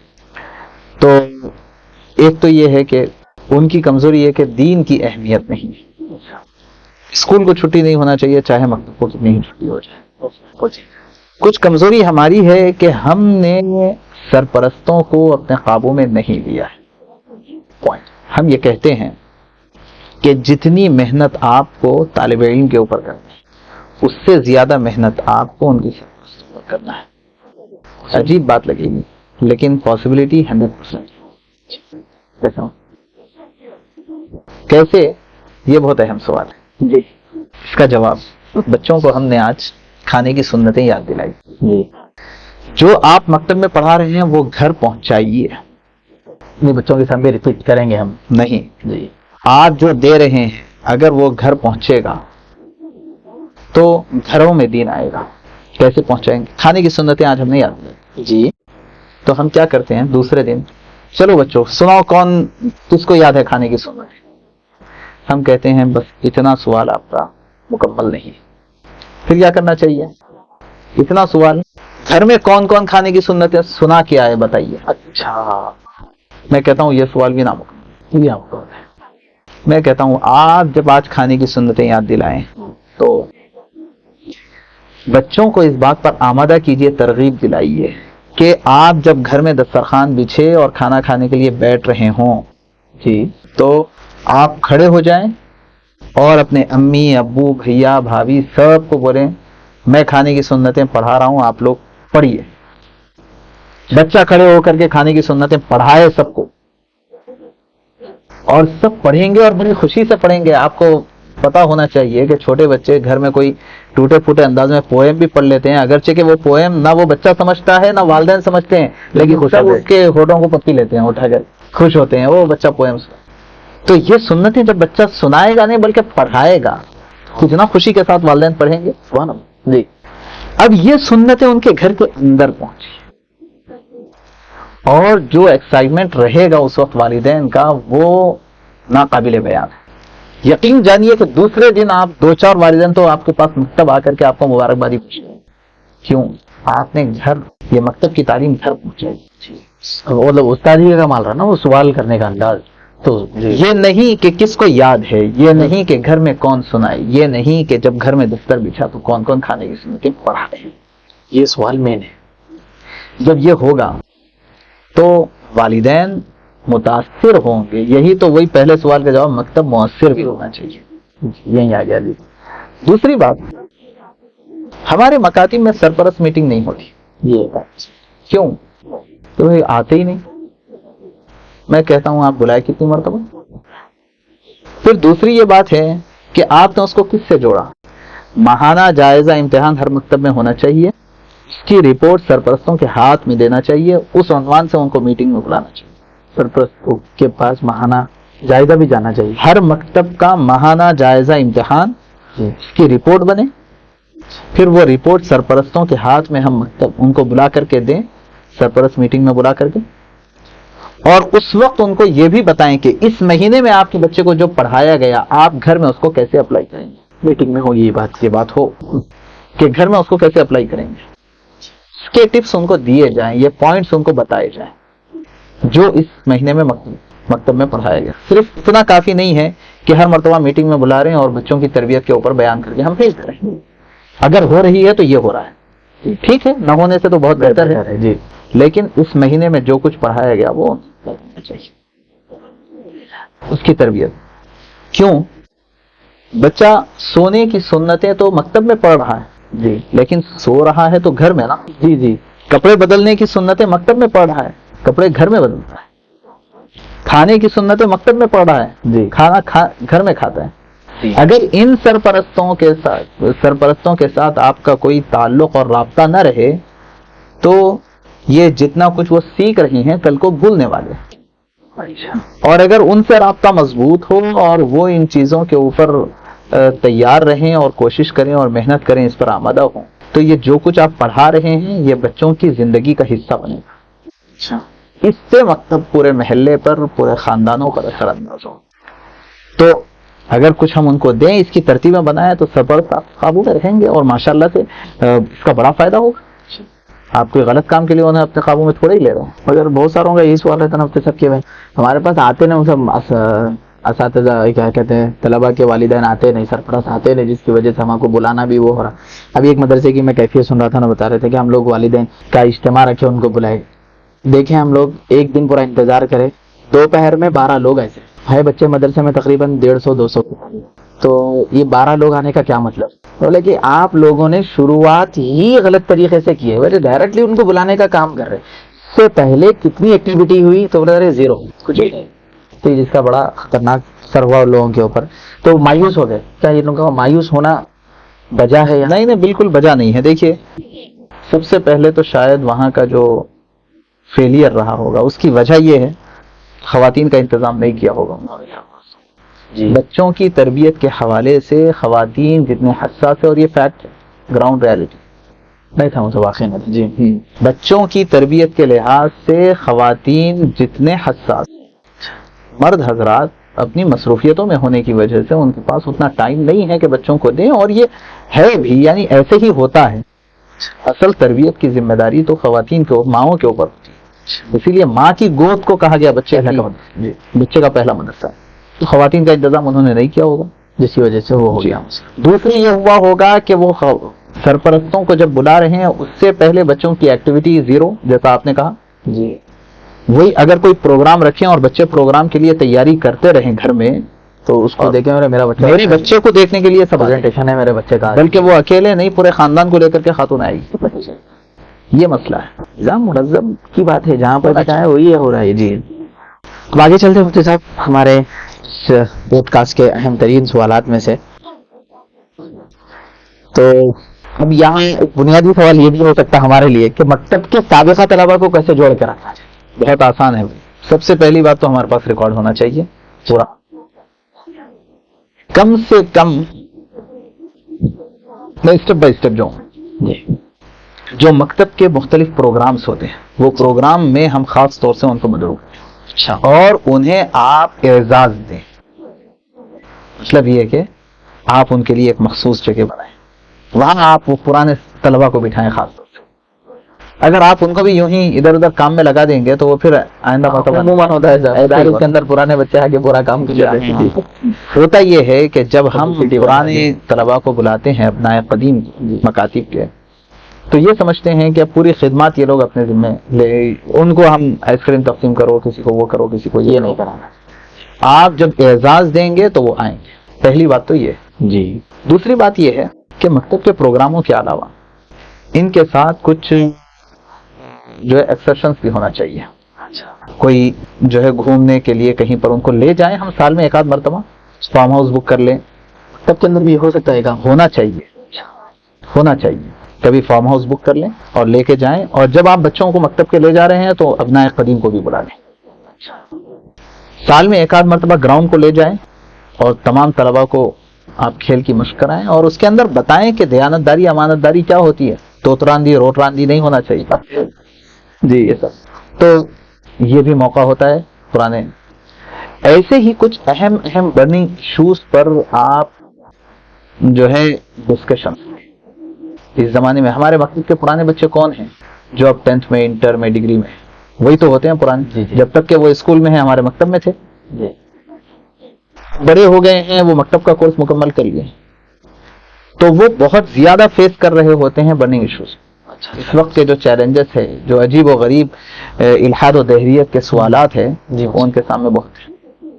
آپ ایسے ٹاپکس ڈیسائیڈ کیجئے اور اس کے اوپر ان کے سامنے بیان مت رکھیے. جی ڈسکشن وہ کچھ پوچھیں ہم سے. آج اس عنوان کے اوپر ہم آپس میں گفتگو کریں گے کہ خدا موجود ہے کہ نہیں. ایگزسٹنس آف گاڈ کے اوپر ہماری گفتگو. اگر ہے تو خدا ایک ہی کیوں ہے، اس کے اوپر ہماری گفتگو ہوگی.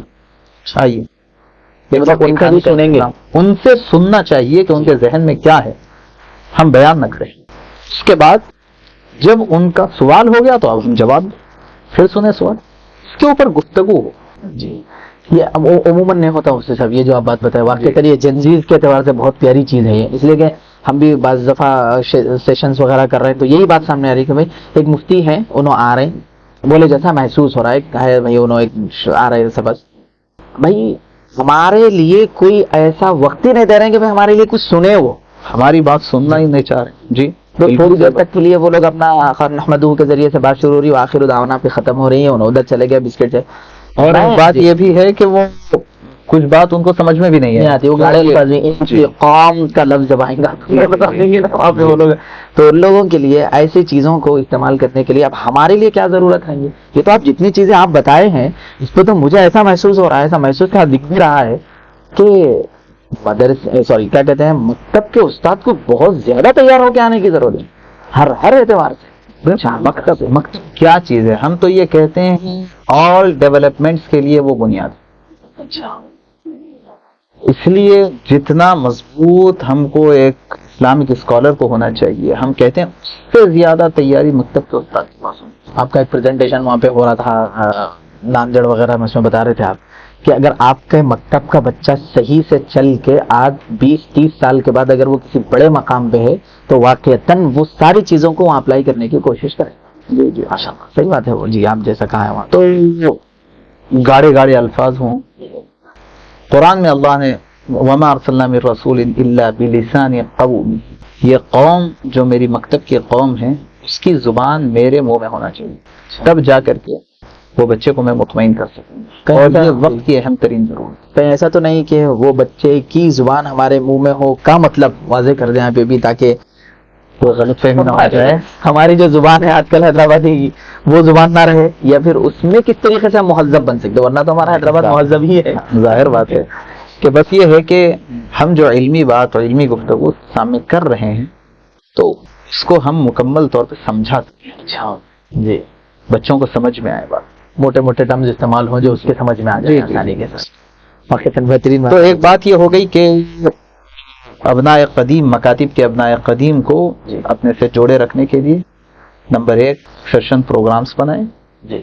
نمبر 2 سال میں ایک مرتبہ سب بچوں کے ساتھ انہیں بھی گیمز کے لیے گراؤنڈ وغیرہ لے کر جائیں.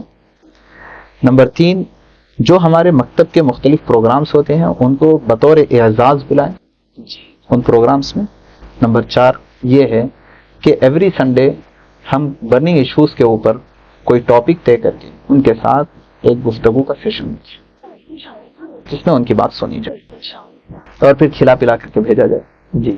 آہستہ آہستہ وہی کھلانے پلانے کی ذمہ داریاں وہ خود لے لیں گے، زیادہ مسئلہ نہیں. جی جی جی جی سر، اب یہ سوال جو واقعتاً بہت گہرا سوال ہے مفتی صاحب، یہ کہ مکاتب قائم تو ہو جاتے ہیں مگر چند ہی دنوں میں بند ہو جاتے ہیں. جی جی اس کے بارے میں آپ نے کہا ہے تھوڑا اوپر، مگر میں چاہتا ہوں کہ وہ تو ضمناً آ گئی تھی وہاں پہ بات، اس کے اوپر ماشاءاللہ ایک ایسا قلم، آپ ایسی زبان بند کر دیں اس کے اوپر کہ ہمارے لیے بہت مفید رہی ہے. مکتب قائم ہو گیا ماشاءاللہ، 4 جگہ مٹھائی بھی بانٹی گئی، تقسیم بھی ہوئی، 2 مہینے کے بعد خبر سنے کہ بند ہو گیا. تو ایک تو وجہ وہی بتا رہے ہیں کہ آپ خود کفیل ہونا، فلاں ہونا ہے. ایسی چیز جو آپ کو سمجھ میں آئی ابھی ہمارے لیے کیا بہتر ہو سکتا ہے یہ کام کرنے کے لیے؟ جی دیکھیے، جو آپ بتائیے کہ ایک دکان محلے میں کھلی، کچھ دنوں کے بعد بند ہو گئی، اس کی وجہ کیا ہو سکتی؟ ظاہر ہے کہ اس دکان سے کچھ نفع نہیں ہو رہا تھا مالک کو، جس کی وجہ سے بند ہو گئی. کسی بھی چیز کا نتیجہ خیز نہ ہونا، ریزلٹ اورینٹیڈ نہ ہونا، کسی چیز کا اپنے مقصد میں کامیاب نہ ہونا، جی وہ چیز کو بند کر دیتا. مکتب بھی اسی وجہ سے بند ہوتا ہے کہ مکتب سے اگر لوگوں کو فائدہ ہو رہا ہوتا ہے تو اگر مکتب بند ہونے والا ہے تو سارے لوگ آپ کے پاس آ کے آپ کے پیر پکڑ لیں گے، بند مت کریے، بند مت کریے. اور اگر مکتب سے محلے میں کوئی فائدہ نہیں، تب مؤثر نہیں ہے، تو لوگ کہیں گے کہ اچھا ہوا کہ بند ہوا. اچھا. اس پر ایک واقعہ سناتا ہوں، بڑا مزے کا واقعہ ہے. ایک مسجد میں امام صاحب ہمارے مکتب کے کام سے بڑے وابستہ رہتے، انہوں نے مسجد میں مکتب قائم کیا، مسجد کے امام تھے.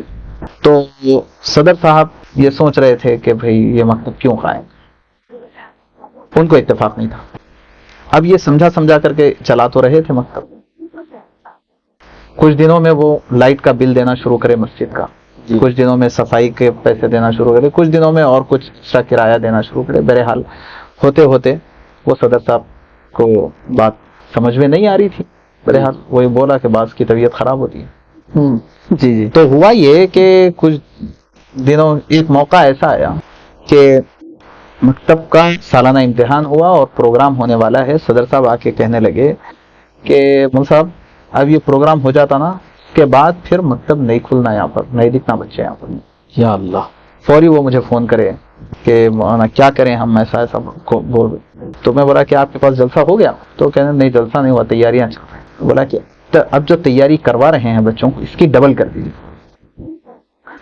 اور جلسہ غیر معمولی کریے، پوری بہترین تیاری کریے، جلسہ غیر معمولی کیجیے اور اس جلسے کے دن مجھے فون کیجیے. بہرحال وہ بیچارے جلسے کے دن فون کرے، آپ بولے تھے فون کرنے. میں بولا جلسہ ہے؟ ہاں جلسہ. تیاری کیسی ہوئی؟ کہنے لگے بہت زبردست تیاری کرے بچہ، پروگرام بڑے تقاریر، نعتاں، وہ یہ بہت کچھ یاد کرے. میں بولا کہ آج پوری محنت کیجیے کہ آپ کے محلے کا ہر فرد جو بچے پڑھ رہے ہیں ان کے سرپرست بھی، اس کے علاوہ بھی لوگ آپ کے جلسے میں رہیں. بہرحال سب بچوں کو لگا کر کے انہوں نے کافی محنت کی. جلسہ میں بولا کہ جلسہ مکمل ہونے کے بعد پورے ادب احترام سے آپ یہ اعلان کر دیجئے کہ بھئی ہم بہت آپ سے معافی چاہتے ہیں، معذرت خواہ ہیں، ہم سے جو بھی تکلیف ہو گئی آپ لوگ ہم کو معاف کر دیجئے. کل سے ہم یہاں مکتب بند کر رہے ہیں، یہ آپ اعلان کیجئے آخر میں. تو انہوں نے یہی کیا. جیسے ہی لوگوں نے یہ جملہ سنا اور انہوں نے کہہ دیا کہ صدر صاحب کی طرف سے اجازت نہیں ہے، تو اب سارے لوگ صدر صاحب یہ ہر میں یہ عرض کر رہا ہوں، اگر کام مضبوط ہوگا تو مکتب بند نہیں ہوگا، اور اگر کام کمزور رہے گا تو مکتب بند ہو جائے گا. جی اگلے سوال کی طرف بڑھتے ہیں مفتی صاحب، جو کہ بہت نہایت اہم ہے، اور واقعتاً یہ سارے سوالات کا شاید ہی یہ خلاصہ ہو سکتا ہے. مکتب کا نصاب کیسا ہونا چاہیے؟ مکتب کا نصاب کیسا ہونا چاہیے؟ تو مختصر یہ ہے کہ مکتب کا نصاب ایسا جامع ہو جی جس میں دین کی تمام ضروری معلومات شامل، مثلا قرآن، جی تجوید کے ساتھ بچوں کو قرآن، زندگی گزارنے کے آداب جس میں دعائیں اور سنتیں اور احادیث اور ایسے ہی سیرت، اردو زبان بچوں کو مکتب کے ذریعے سے آ جائے، جی عقائد پر بچوں کی اچھی گرفت ہو جائے. یہ سارے جو اہم امور ہے، مسائل بچوں کو معلوم ہو جائے، ضروری تمام کے تمام. جتنا دین سیکھنا فرض عین ہے ایک مسلمان پر، اس کے لیے جامع نصاب. تو مکتب کا نصاب ایسا اس میں یہ ساری چیزیں آ جائیں. اتنی ساری چیزیں ایک وقت کیسے پڑھیں؟ ایک صاحب آئے اور آ کر کے کہنے لگے کہ سنا کہ آپ مکتب میں 5 مضامین پڑھاتے ہیں. ہمارا مشورہ یہ ہے کہ آپ ایک مضمون پڑھائیے اور ایک اچھا پڑھائیے.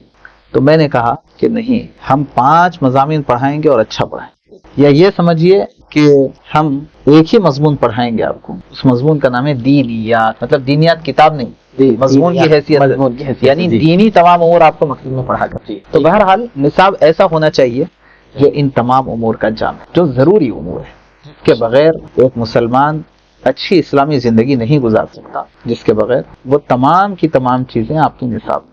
تو وہ بچہ مکتب اتنی ساری چیزیں جیسے آپ بتا رہے، اس کے اندر معاملات ہے، سب دینیات اگر بات کی جا رہی ہے، کتابی دینیات نہیں بلکہ ایک مضمون دینیات جیسا آپ بتائیں، کیا بچے کو اس ایج میں وہ چیز ایکسیپٹیبل ہو سکتی جو آپ پڑھا رہے ہیں؟ ایکسیپٹیبل کیوں نہیں ہو سکتی؟ دیکھیے دین جتنا ہے سب لاجیکل، معقول ہے. فار ایگزامپل میں بعض مرتبہ عرض کرتا ہوں اپنے اساتذہ کو سمجھانے کے لیے کہ آپ بچوں کو کلمہ یاد دلا رہے ہیں، پہلا کلمہ طیب معنی پاک، لا الہ الا اللہ محمد الرسول اللہ، نہیں ہے کوئی معبود سوائے اللہ کے، رسول محمد صلی اللہ علیہ وسلم اللہ کے رسول. یہ آپ نے بچوں کو پڑھایا، بچوں نے یاد کر لیا. اس کے باوجود، یہ معلوم ہونے کے باوجود الحاد کیوں پھیل رہا ہے؟ یہ معلوم ہونے کے باوجود ایتھیزم کی ایسی ہوا کیوں چل رہی ہے؟ ہم سمجھتے ہیں مکتب میں بچوں کو کیا عقائد سمجھائیں؟ ہم جب پڑھتے تھے، چھوٹے ہی تھے، مدرسے میں اشرفی تعلیم، اشرفی قاعدہ اور اشرفی تعلیم بالکل بیسک کتابیں، اس میں ایک مضمون شروع میں پہلا مضمون تھا، یہ کرسی کس نے بنائی؟ اچھا، یہ کرسی بڑھائی نے بنائی، یہ کرتا کس نے سیا، یہ کرتا درزی نے سیا، یہ فلاں کئی چیزوں کے بارے میں سوال. جی. اب اس کے بعد یہ سوال تھا کہ جب یہ کرسی بغیر بنانے والے کے نہیں بن سکتی، کرتا بغیر درزی کے نہیں سل سکتا، یہ سب لے کر کے پھر یہ زمین و آسمان، یہ چاند و ستارے بغیر کسی بنانے والے کے کیسے بن سکتے ہیں؟ جی. میں آپ کو ایک ایگزامپل دے رہا ہوں کہ بچوں کو ایمان سکھانا الگ ہے، کلمہ سکھانا. ہم کہتے ہیں کہ مکتب کے اس چھوٹے سے بچے کو کلمے کے ساتھ ساتھ یہ سکھایا جائے کہ اللہ کون، یہ سکھایا جائے کہ اللہ ہے کہ نہیں، یہ بتایا جائے کہ اگر اللہ نہیں تو یہ دنیا نہیں ہو سکتی، یہ بتایا جائے اور یہ اس کے گٹی میں بٹھا دیا جائے کہ اللہ ایک ہی ہو سکتا ہے. جیسے ہم نے ہماری جو کتاب ہے مکتب کا جو نصاب ہے، اس میں ہم نے اس کے لیے مضمون کا رخ کیا جس کا عنوان ہم نے دیا دعوت فکر. اس کا ایک مضمون جیسے اللہ ایک ہی کیوں. اچھا، بچے کو سمجھانا ہے، ظاہر بات ہے جی. ایکسیپٹیبل بچے کے لیے ہو گیا نہ ہو آپ کا سوال. جی. اس میں پوچھا گیا کہ بیٹا یہ بتاؤ کیا ایک وقت میں ایک گاڑی 2 آدمی چلا سکتے ہیں؟ تو بچہ ظاہر بات ہے، اتنی تو عقل ہے ہر بچے کو، ایڈوانس بچے کہیں گے نہیں بالکل نہیں. اچھا ایک وقت میں ایک کار 2 ڈرائیور چلا سکتے؟ بچہ کہے گا بالکل نہیں، بلکہ ہمارے ابو تو گیئر پہ اگر کوئی ہم ہاتھ رکھ دیے تو ابو غصہ کر دیتے، ہاتھ ہٹا دیتے، نہیں یہاں ہاتھ نہیں لگا. تو 2 آدمی ایک کار چلانا تو بہت دور کی بات. تو ہم بچے سے یہ پوچھتے کہ بیٹا جب ایک چھوٹی سی گاڑی، ایک چھوٹی کار ایک وقت میں 2 لوگ نہیں چلا سکتے، تو یہ سارے عالم کے سلسلے میں آپ کا کیا خیال ہے؟ یہ زمین و آسمان، چاند و سورج کا سارا نظام ایک وقت میں 2 خدا چلا سکتے ہیں؟ بچہ کہے گا کہ بالکل بھی نہیں. بہت جلدی سمجھ میں آ گئی یہ بات. جی. اب ان سے پوچھا جاتا ہے کہ بیٹا یہ بتائیے اگر ایک وقت میں ایک کار 2 لوگ چلائیں گے تو کیا ہوگا؟ ایکسیڈنٹ ہو جائے گا. تو اب 2 خدا یہ نظام چلائیں گے تو کیا ہوگا؟ ایکسیڈنٹ ہو جائے گا پورے زمین و آسمان. بیٹا یہی مطلب ہے اللہ نے قرآن پاک میں فرمایا لو کان فیہما آلہۃ الا اللہ جی. لفسدتا. ہم چاہتے ہیں کہ شروع میں کی آیت پڑھ کے سنا دے بھائی, اللہ خیر قرآن. نہیں, اگر یہ بچوں کو شروع میں آیت آپ سنا دیں گے تو سمجھ میں نہیں آئے. جی جی. پہلے آپ اس کی لاجک بتائیے. جیسا کہ ابھی ایک اسکول میں ایک بات کاٹ رہا ہوں کی, تو بتا کہ بچوں کے میڈم پوچھ رہے ہیں وہاں پہ کہ دیکھو بکری آپ کو نظر آتی ہے؟ ہاں. تو دکھتی بھی ہے؟ دکھتی ہے. ایسے چند سوالات کر کے میڈم یہ پوچھ رہے ہیں بچوں کو کہ بھائی جو چیز دکھتی ہے وہ نظر آتی ہے اور آپ کے ذہن میں بھی آتی ہے, تو اب بتاؤ بیٹے اللہ آپ کو اب تک کہیں دکھا؟ کہیں نہیں دکھا. تو بچے بول رہے کہ نظر بھی نہیں آتا ہے بھی. جو چیز نظر آتی ہے وہ موجود ہوتی ہے ایسا, اور جو نظر نہیں آتی وہ موجود نہیں ہوتی. اس طریقے کی بات کر کے ان کا ذہن ڈائیورٹ کیا جا رہا ہے. تو ایسے بچوں کے لیے آپ, حالانکہ عقل نظر نہیں آتی ہے. تو بچے نے فوراً سوال کیا میڈم آپ کے پاس اگر عقل ہے تو بتائیے کہاں ہے. جی ظاہر مشہور سوال ہے. جی. تو یہ خلاصہ یہ ہے کہ ایسا نہیں ہے کہ بچوں کو ہم چھوٹا سمجھ کر کے عقائد کی محنت چھوڑ دیں. اچھا, یہ اس زمانے کا بہت بڑا ایشو ہے. ہم بچوں کو بچے سمجھ رہے ہیں جبکہ بچہ اپنے آپ کو بچہ سمجھنے کے لیے تیار نہیں ہے. ان کے والدین بھی ان کو بچہ سمجھنے کے لیے تیار نہیں ہے, اور دشمن بھی ان کو بچہ سمجھ کے چھوڑنے کے لیے تیار. یا خدا, سب اس کے اوپر محنت کر رہے ہیں. ابھی بچہ ہے, ابھی کر لو محنت, بعد میں نہیں کر سکیں گے. سب یہ سمجھ کر کے محنت کر رہے ہیں اور ہم اس کو بچہ سمجھ کر, اور ہمارے پہ پٹی ڈالی ہوئی ہے بچہ ہے. جی جی. تو یہ بہت اہم موقع ہے بچوں کے عقائد کے اوپر محنت کرنے کا, اور مکاتب کے ذریعے ہو سکے. لیکن ضرورت ہے کہ بچوں کو بچوں کے انداز میں ایسے مضامین جائے. ہم نے اپنی کتاب میں تو اس کی کوشش کی ہے, سارا نظام اس کا بنایا. جی.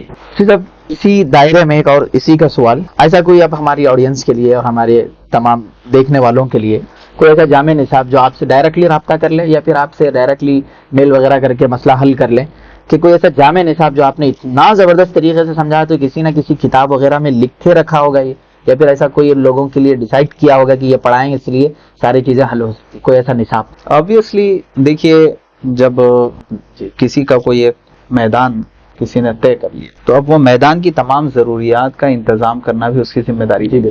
میں اگر کوئی نقشہ اتاروں تو میری ہی ذمہ داری ہے اس کے اندر رنگ بھی بھروں. یہ بات نہیں بنے گی کہ نقشہ کوئی بنائے اور رنگ کوئی بھرے. تو بہرحال ہم نے کوشش کی ہے, ایک اپنا نصاب ہم نے بنایا ہے, دینیات ہے اس کا نام, دینیات ہی ہم نے نام رکھا ہے. تو الحمدللہ کافی مفید. ظاہر بات ہے کہ جب اس کی ترتیب و تنسیق کے اندر میری مستقل محنت لگی ہے تو مجھے وہ اچھا ہی لگے گا. جی. لیکن الحمدللہ لوگوں ہمارے اچھا لگ رہا ہے. مکاتب میں پڑھانے والے بہت سارے اساتذہ اس کو پسند کرتے ہیں, اس کی ترتیب سے وہ کافی متاثر ہیں. الحمدللہ اس کی خصوصیت یہ ہے کہ اب لوگ کہتے ہیں کہ بھئی کیا فرق ہے نصاب, جی, کیوں کوئی نیا نصاب. میں سب سے پہلی بات یہ پوچھتا ہوں کہ بھئی یہ سوال کا کیا مطلب, کیا آپ یہ چاہتے ہیں کہ آپ کے لیے کوئی ایک نیا کلمہ آسمان سے اتار کر کے لائیں, کوئی نئی دعا لائیں گے؟ کیا نیا نصاب ہونے کا مطلب یہ تھوڑی ہے کہ نیا کلمہ اور نئی دعا لائیں گے؟ ظاہر بات ہے کہ جو کچھ نصاب بنے ہوئے ترتیب کا فرق ہے. جی, ہم نے اپنے نصاب میں یہ نظام بنایا ہوا ہے جی, کہ اساتذہ کو ہم لقمہ بنا کر کے دے دیں کہ بس یہ کھلا دو. اچھا, یہ ہم نے ترتیب بنائی. مثلا یہ ہے کہ اس کا لیسن پلان کیا, مہینہ وار پورا نصاب ہم نے مقدار خواندگی کو طے کیا. جی, اور ایک ایک کلر میں, پہلے مہینے کا کلر گرین کلر ہم نے رکھا, اور وہ ایک ہی کلر کے پیجز میں اس مہینے میں نورانی قاعدے کا کتنا حصہ پڑھانا ہے, جی, دینیات میں سے دعائیں کتنی پڑھانی ہے, حدیث کتنی پڑھانی ہے, اور کلمے کتنے پڑھانا ہے. یعنی دینیات کا کتنا حصہ آپ کو پڑھانا ہے اور قرآن کا کتنا حصہ پڑھانا ہے, یہ سب کو ہم نے ایک جگہ کر دیا اور اس کو ایک کلر دے کر کے ہم نے وہاں لکھ دیا پہلے مہینے میں آپ کو وہ مہینے کے اندر وہی سبق چلیں گے. جی جی, اب اساتذہ کے لیے بھی سہولت ہے, طلباء کے لیے بھی سہولت ہے. جی, ایسے 10 مہینے کا نصاب آپ کے سامنے ہے. اب آپ اگر یہ کتاب پڑھا دیتے ہیں تو اس میں مجموعی اعتبار سے ماشاءاللہ نورانی قاعدہ بچوں کا مکمل ہوگا. جی, پوری مشق اس میں ہو جائے گی. اس کے ساتھ ساتھ بچے تمام روزمرہ کے اعمال کی دعائیں اور سنتیں یاد کر لیں گے, سیکھ لیں گے. احادیث, ضروری احادیث, اسلام کے 5 شعبوں پر مشتمل ایمانیات, عبادات, معاملات, معاشرت اور اخلاقیات, احادیث ان کو یاد ہو جائیں گی. سیرت کے مضامین آ جائیں گے, ضروری مسائل وہ سیکھ لیں گے, عقائد کے بہت سارے مضامین وہ سیکھ لیں گے, اور ایسے ہی اردو زبان وہ سیکھ لیں گے. یہ تمام کی تمام چیزیں یکجا کر کے لیسن پلان کے تحت ان کو دیا گیا ہے کہ ہر مہینے میں اتنا ہی ڈوز دیا جائے جتنا یہ برداشت، اس طرح سے ان کو ان کی نفسیات کو ساری چیزوں کو میجر، ایسا نہیں کہ ہم بنا دیے ختم. ساری چیزوں کو کہ ان کی کیپیسٹی کیا ہے، ان کی صلاحیت کیا ہے، ان کے پاس ٹائم کتنا، ساری چیزوں کو گویا کہ میجر کر کے ناپ تول کر کے. اس میں ایک اور خاص بات یہ ہے آپ کے نصاب کے سلسلے میں جی ہاں پورا مکمل نظام ایسا تیار ہے آپ جی کے پاس. جی اور یہ نرسری کلاس کا ہے، first second third fourth fifth class تک. ابھی ہماری ایک اور فکر چل رہی ہے، انشاءاللہ ان قریب اس پر بھی ہم کام مکمل کر لیں گے کہ جو بچے چھوٹے ہمارے پاس آ رہے ہیں ان کو ہم کتاب دینے کے بجائے کھلونے دیں گے انشاءاللہ. کھلونے، ہاں ٹوائز. اور اس کا پورا طریقہ یہ ہے کہ بچوں کو یہ کھیل کھلانے میں ان کو بہت ساری چیزیں ہم پڑھا دیں، کیونکہ ظاہر ہے بچے تو کھیل کے عادی ہوتے ہیں، اور ظاہر ہے کہ جب ان کے کھیلنے کی عمر ہوتی ہے، جب ان کو اسکول میں ڈال دیا جا رہا اور مکتب میں ڈال دیا تو یہاں بھی کھیل کھلائیں گے انہیں. استاد اور طلبا سب مل کر کے کھیلیں گے اور اس میں بہت ساری چیزیں ان کو یاد ہو جائے گی. ایسے ٹوائز بنانے کی ہماری کوشش چل رہی ہے. ایک اور اہم بات جو نصاب کے سلسلے میں کہنا چاہوں گا، اور ہمارے تمام آڈینس سے بھی میں کہوں گا کہ آپ لوگ بھی اس کی فکر کریں، ہر مہینے میں ہم نے ایک عنوان رکھا ہے دعوت فکر و عمل. ہوا یہ تھا کہ ہمارے علاقے کے بڑے عالم دین ہیں حضرت مولانا عبید الرحمن اطہر صاحب، انہوں نے ایک مرتبہ مجھ سے کہا کہ مفتی احسان صاحب، میرا آپ سے یہ گزارش کرنا ہے کہ یہ انبیاء کے واقعات کو اللہ نے قرآن پاک میں بہت کثرت سے بیان کیا، اور وجہ یہ ہے کہ وہ ایمان افروز واقعات. پھر فرمانے لگے کہ یہ ایمان سوز زمانے میں ایمان افروز واقعات کی بہت ضرورت ہے. یہی بات کچھ دنوں کے بعد مولانا عبد القوی صاحب دامت برکاتہم کے پاس میں بیٹھا ہوا تھا، اسی سلسلے میں کچھ بات چل رہی تھی، تو مولانا کہنے لگے کہ دراصل میرا خیال یہ ہے کہ اس زمانے میں مکتب کے بچوں کے سامنے قصص القرآن اور قصص الاحادیث لائے جائیں. حدیث میں مختلف واقعات بیان کیے گئے ہیں، جیسے بنی اسرائیل کے 3 آدمی کا واقعہ جن کے اوپر ایک چٹان گر گئی تھی. ایسے بہت سارے احادیث میں جو واقعات یہ بچوں کے سامنے لائے جائیں قصص القرآن، اور اس کے ذریعے ان کی فکری تربیت کی جائے. میں نے کہا بھائی بات تو بہت اہم ہے. اس کے بعد آپ بلا مبالغہ ہم نے اپنے پورے نصاب کو ری ڈیزائن کیا کہ علماء کے ذہن میں جو رائے آ رہی ہے وہ اللہ کی جانب، جب اللہ کی جانب سے ہے تو ہمیں اپنے نصاب کو اس کے اعتبار سے تبدیل کرنا چاہیے. تو اب ہم نے ری ڈیزائن کیا اور اس میں یہ کیا کہ ہر مہینے میں دعوت فکر و عمل کا ایک عنوان دیا، اور وہاں پر 2 چیزیں ہم نے لکھی ہیں. نمبر 1، عقیدے سے متعلق بچوں کے ذہن کے قریب مختلف مثالوں سے ان کو عقیدہ سمجھا دیا جائے، جیسے میں نے ابھی مثال دی گاڑی کی، اس کی آسمان زمین کی مثال میں نے. اور ایک نبی کا واقعہ. یہ بچوں کو پڑھانا نہیں ہے، ہاں یہ کہتا یہ استاد کو اس کا مطالعہ کرنا ہے اور بچوں کے انداز میں اس کو ایکسپلین کرنا ہے. ماشاءاللہ. ہاں، اس کے بعد بچوں سے پوچھنا ہے کہ آپ نے اس واقعے سے کیا سبق سیکھا، نتیجہ ذکر کرنا ہے.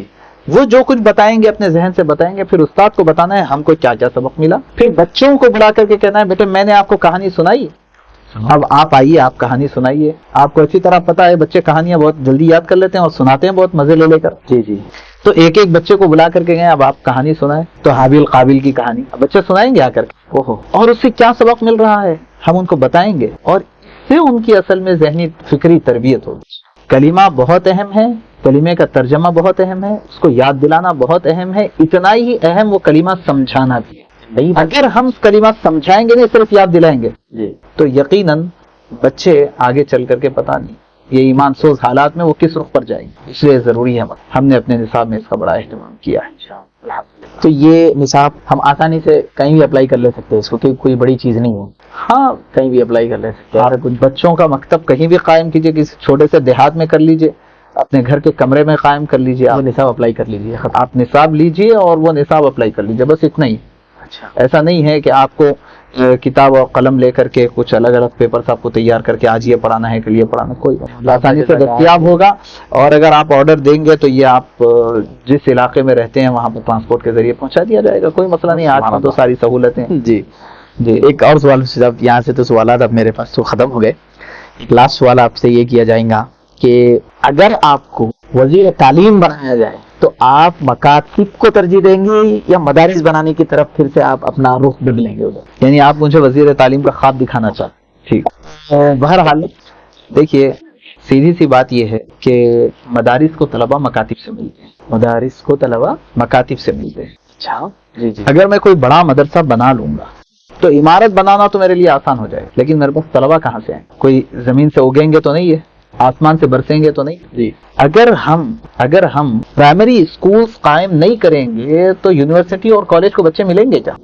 یہ ایک بہت بڑی غلط فہمی چل رہی ہے کہ ہر کوئی مدرسہ اور مدرسے کا ناظم اور مدرسہ بنانے کو اس زمانے میں بڑی ترجیح دے رہے ہیں. ہمارا سوال یہ ہے کہ ٹھیک ہے بھائی، آپ حفظ کا ہی مدرسہ اگر کھول رہے ہیں، کیوں مدرسے کو آپ جو چیز جو ہے اگلے لیول کی ہے، نیکسٹ لیول کی چیز کو آپ فرسٹ لیول پر کیوں؟ مدرسے کو طلبہ ملیں گے. مثال کے طور پر آپ جس علاقے میں رہتے ہیں، آپ وہاں مدرسہ قائم کرنا چاہتے ہیں، تو میں کہتا ہوں کہ آپ اپنے اطراف و اکناف کے تمام دیہاتوں کا پہلے سروے کیجئے اور کوشش یہ کیجئے 4-5 سال تک کہ ہر مسجد میں آپ ایک مکتب قائم کریں. یہ آپ کے پرائمری اسکولز ہوں گے سب کے سب، اور جب یہ مکتب سے طلبہ پڑھ کر کے فارغ ہوں گے اور تجوید ان کے پاس آ جائے گی، بلکہ میں تو یہ کہتا ہوں کہ مدرسے کے ناظرے کی کلاس مدرسے میں رہنے سے اچھا یہ مکاتب کی شکل میں رہنا. وہاں ناظرہ پڑھیں گے، اس کے بعد جب ان کا حفظ کا ارادہ ہوگا تو آپ کا مدرسہ تیار رہے گا. جب تو میں تو مکاتب قائم کروں گا انشاءاللہ. تو میں اس میں ایک اور سوال ایڈ کر لیتا ہوں سب، تاکہ میرے لیے واضح ہو جائے کہ اب جو حفظ اکیڈمی کے عنوان سے جو چل رہا ہے، دیکھیے اس میں کیا ہم مکتب کی جھلکیوں کو محسوس کریں گے؟ جیسا مکتب میں بھی بچہ حافظ بن جا رہا، ہماری حفظ اکیڈمی بھی بن جا رہا بچہ، تو کیا یہ دونوں میں سملرٹی ہو سکتی ہے یا دونوں الگ الگ ہیں؟ مکتب میں بھی حافظ بن رہا بچہ، ہمارے پاس بھی حافظ بن رہا بچہ، نہیں مطلب مکتب کے اندر ذرا کمی آ گئی جیسا محسوس ہو رہا. یہ لفظ کا اضافہ جب سے ہوا حفظ اکیڈمی کے نام، تو اس میں کیا فرمائیں گے آپ؟